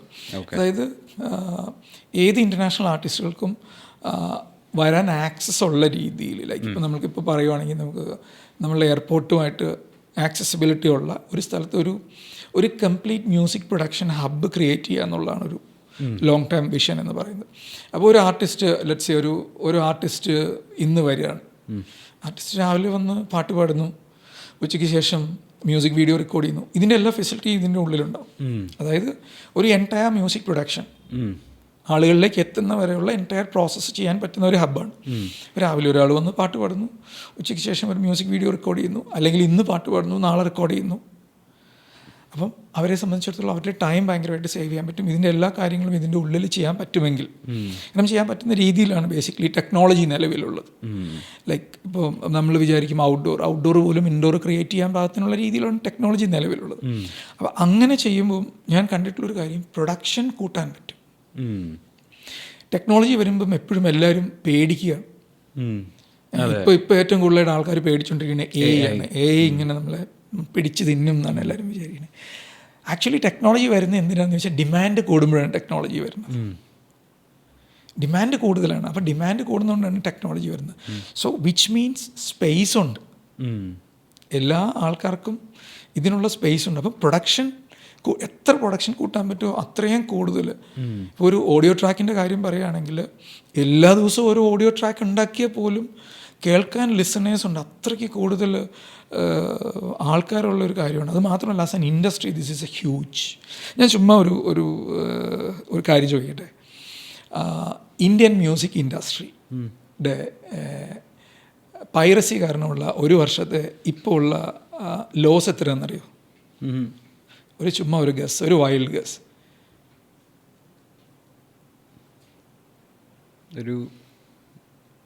എന്തായാലും ലക്ഷങ്ങൾ ഉണ്ടാവുമല്ലോ അല്ലേ? പറയൂ. ഒരു 30 lakhs അങ്ങനെ എന്തെങ്കിലും. Indian music industry 1200 crores. അയ്യോ, ആണോ?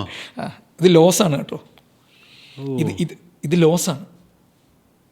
ഞാനീ പറയുന്നത് ലോസിനെ കുറിച്ചാണ്. ഓക്കെ. അപ്പം പൊട്ടൻഷ്യലി എന്താണിത്, ഈ ഇൻഡസ്ട്രിയുടെ വലിപ്പം എത്രയാണെന്ന് ആലോചിക്കും. Globally we were 17th last year and we are going to be 14th. 2030 കൂടി നമ്മുടെ മ്യൂസിക് കൺസംഷനിൽ ഇന്ത്യ ഗ്ലോബലി അണ്ടർ 10 ആയിരിക്കും. സൗത്ത് ഇന്ത്യ ആണ് നിലവിലെ ഒരു 45% ഇന്ത്യയുടെ മ്യൂസിക് കൺസംഷൻ. സൗത്ത് ഇന്ത്യയിലെ 4 states. കേരളത്തിൻ്റെ ലാസ്റ്റ് ഇയറിൻ്റെ ഗ്രോത്ത് 28% ആണ്. അപ്പോൾ ഇത്രയും കൂടുതൽ ക്രിയേഷൻ സംഭവിക്കാനുള്ള സ്പേസ് ഉണ്ട്. പോസിബിലിറ്റി ആണല്ലോ വലുതാവുന്നത്. അപ്പോൾ അങ്ങനെ കംപ്ലീറ്റ് ആയിട്ട് ലൈക്ക് ഒരു ഹബ്ബ്, ആ ഹബ്ബിൽ കംപ്ലീറ്റ് ആയിട്ട് കാര്യങ്ങൾ ചെയ്യാൻ പറ്റും. അത് ഫാസ്റ്റായിട്ട് പ്രൊഡ്യൂസ് ചെയ്യാൻ പറ്റും. നമ്പേഴ്സ് കൂട്ടാൻ പറ്റും. അത് മാത്രമല്ല ക്രിയേറ്റീവ് വൈസ്, അതായത് ഇതിൻ്റെ ക്വാളിറ്റി ഉണ്ടല്ലോ, ഇത്രയും ഫാസ്റ്റായിട്ട് നമ്മൾ ചെയ്യുമ്പോഴും മെയിൻറ്റെയിൻ ചെയ്യാൻ പറ്റും ത്രൂ ടെക്നോളജി. ഓക്കെ. അത് ആണ് ഒരു ലോങ് ടേം വിഷൻ അല്ലെങ്കിൽ ഒരു കാര്യം. പിന്നെ സിനിമയുടെ കാര്യത്തിൽ ഞാൻ നേരത്തെ പറഞ്ഞല്ലോ, എനിക്ക് I have A dream cinema. അത് ഒന്നാമത്തെ സിനിമ ആയിരിക്കില്ല.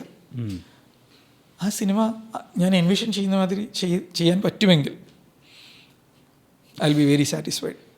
മതി എന്ന് പറയുന്നൊരു തോന്നൽ ഉണ്ടല്ലോ. ഓക്കെ. ഇതിപ്പോൾ ഇത് കൂടാതെ ഇപ്പോൾ സിദ്ധാർത്ഥ് പാടിയ ഒരു പാട്ടുകൂടെ കമ്പോസ് ചെയ്തിട്ടില്ലേ? ഉണ്ട്. അതിൻ്റെ ഡീറ്റെയിൽസും കൂടെ ഒന്ന് പറയുകയും കേൾപ്പിക്കുകയും ചെയ്യുമോ?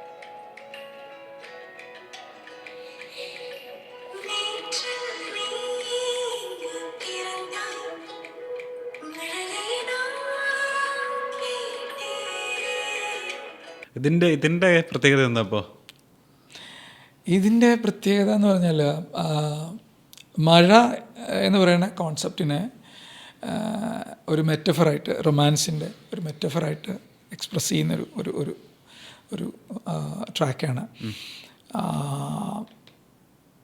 ഇത് ആക്ച്വലി ഇതിൻ്റെ ഒരു റീസണിങ് എന്ന് പറഞ്ഞാൽ ഇതിൻ്റെ പ്രോഗ്രാമിങ് ചെയ്തിരിക്കുന്നത് ആക്ച്വലി ഈ ഒരു ട്രാക്ക് മാത്രമാണ് എൻ്റെ പ്രൊഡക്ഷനിൽ വേറൊരാൾ പ്രോഗ്രാം ചെയ്തിരിക്കുന്നത്.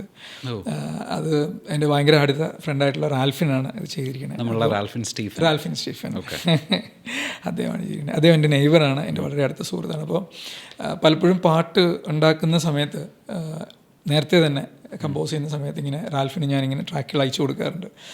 റാൽഫിൻ ട്രാക്കുകളെ കുറിച്ചുള്ള ഒപ്പീനിയൻ പറയാറുണ്ട്. അപ്പോൾ ഈ ട്രാക്ക് സെൻഡ് ചെയ്തപ്പം എൻ്റെ അടുത്ത് പറഞ്ഞു ലെറ്റ്സ് വർക്ക് ടുഗദർ. പക്ഷേ ഇതിനകത്ത് there is something in this track. അങ്ങനെ ആക്ച്വലി റാൽഫിൻ്റെ സജഷനിലാണ് സിദ്ധാർത്ഥ് മേനോനെ സിംഗറായിട്ട്, അതേപോലെ തന്നെ നിത്യ മാമൻ അവരോട് സംസാരിക്കുന്നതും അവർക്ക് ട്രാക്ക് ഇഷ്ടമായിട്ടുള്ളതുകൊണ്ടും അതിൻ്റെ ഒരു റിവൈസ്ഡ് വേർഷനാണ് ശരിക്കും നമ്മളിപ്പോൾ കേട്ടിട്ടുള്ളത്. ഇനിഷ്യലി കമ്പോസ് ചെയ്തതിൻ്റെ അകത്ത് നിന്ന് എൻറ്റയർലി ഡിഫറെൻ്റ് ആയിട്ടുള്ള ഒരു റിവൈസ്ഡ് വേർഷനാണ് ശരിക്കും ഇപ്പം കേട്ടിട്ടുള്ളത്, റിലീസ് ചെയ്തിട്ടുള്ളത്. അപ്പോൾ ശരിക്കും റാൽഫിന് അന്ന് പറഞ്ഞ ഒരു ലെറ്റ്സ് വർക്ക് ടുഗദർ എന്ന് പറയുമ്പം അത്രയും സീനിയർ ആയിട്ടുള്ള ഒരു മ്യൂസീഷ്യൻ എൻ്റെ അടുത്ത് പറയുകയാണ് ലൈക്ക് അപ്പോൾ ആ ട്രാക്കിന് ഒരു ക്വാളിറ്റി ഉണ്ട് എന്നുള്ള, ഞാൻ നേരത്തെ പറഞ്ഞല്ലോ ഈ സ്റ്റാൻഡേർഡ്സ് മെയിൻറ്റെയിൻ ചെയ്യുന്നതിലാണ് എനിക്ക് ഭയങ്കര ഇഷ്ടമുള്ളത്. അപ്പോൾ എനിക്ക് അവിടെ I felt like okay fine, ഈ ട്രാക്കിൽ എന്തോ ഒരു കാര്യമുണ്ട്. പിന്നെ ഇതിൻ്റെ എൻറ്റയർ പ്രൊഡക്ഷൻ പ്രോസസ്സിൽ ഓരോരുത്തരും ഇൻവോൾവ് ചെയ്യുമ്പോൾ ഇതിൻ്റെ മ്യൂസിക് വീഡിയോ നമ്മൾ ഷൂട്ട് ചെയ്തിരുന്നു. ഇതിൻ്റെ മ്യൂസിക് വീഡിയോ ഷൂട്ട് ചെയ്യുന്ന സമയത്ത്, ഇത് കേൾക്കുന്ന സമയത്ത് ഒക്കെ ആൾക്കാർ വളരെ പ്ലസൻ്റായിട്ട്, അതേപോലെ തന്നെ യൂട്യൂബിലാണെങ്കിലും ഇതിൻ്റെ ഒരു സ്റ്റുഡിയോ വേർഷൻ റിലീസ് ചെയ്തിട്ട് ഇപ്പം അത്യാവശ്യം ആളുകൾ കാണുന്നുണ്ട്. അപ്പോൾ അതിനകത്ത് വരുന്ന കമൻസൊക്കെ അതുപോലെ തന്നെ വളരെ പ്ലീസിങ് ആയിട്ടുള്ളതാണെന്ന് വെച്ചാൽ ആ വർക്ക് ചെയ്തപ്പം എല്ലാവരും ടുവേഴ്സ് ദിസ് സോങ് കാണിച്ചത്. ഇപ്പോൾ ഇതൊരു വലിയ പ്രൊഡക്ഷനായിട്ടൊന്നുമല്ല, ഇപ്പോൾ സിദ്ധാർത്ഥോ അല്ലെ നിത്യമൊക്കെ ഇതിനകത്ത് ഇൻവോൾവ് ചെയ്തിട്ടുള്ളത്. അവരൊക്കെ ഒരു ലവ് ഫോർ ആർട്ടാണ് ബേസിക്കലി കൂടുതൽ ഇതിനകത്ത്, അതുകൊണ്ടാണ് കണക്റ്റഡ് ആയിട്ടുള്ളത്. അപ്പോൾ അങ്ങനെ ഒരു ട്രാക്ക് ക്രിയേറ്റ് ചെയ്തപ്പോൾ I felt proud like okay fine, ഇത്ര ആൾക്കാർക്ക് ഇഷ്ടമായിട്ടുള്ളൊരു കാര്യമാണ് എന്നുള്ളത്.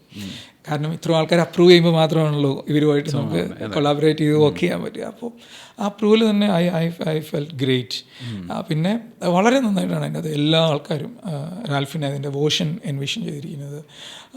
സിദ്ധാർത്ഥിൻ്റെ വോയിസ് ആണെങ്കിലും നിത്യ ആണെങ്കിലും അതിൻ്റെ മിക്സിങ് എഞ്ചിനീയർ ഹരി, സിനിമ മ്യൂസിക്കിൻ്റെ എല്ലാ ട്രാക്സും മിക്സ് ചെയ്യുന്ന ഹരിയാണ് കേട്ടോ. ഓക്കെ, ഹരി വളരെ എക്സ്പീരിയൻസ്ഡ് ആയിട്ടുള്ളൊരു വളരെ നോൺ ആയിട്ടുള്ളൊരു എഞ്ചിനീയറാണ്.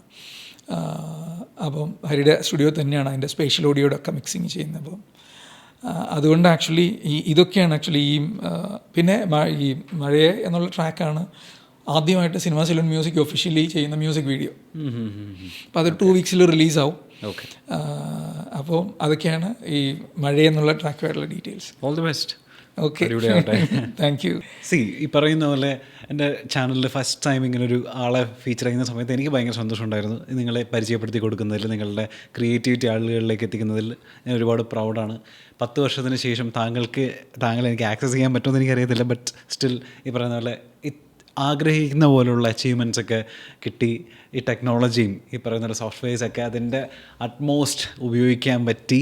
അതിൻ്റെ പീക്ക് സാറ്റിസ്ഫാക്ഷനിൽ വന്നിരുന്ന നമുക്കിതുപോലെ സംസാരിക്കാനുള്ള ഭാഗ്യം എനിക്ക് താങ്കൾക്കുണ്ടാവട്ടെ എന്ന് ഞാൻ ആത്മാർത്ഥമായിട്ട് ആഗ്രഹിക്കുന്നു. Thank you so much. It was quality time. Thank you so much for having me. Thank you. It was my pleasure. Thank you.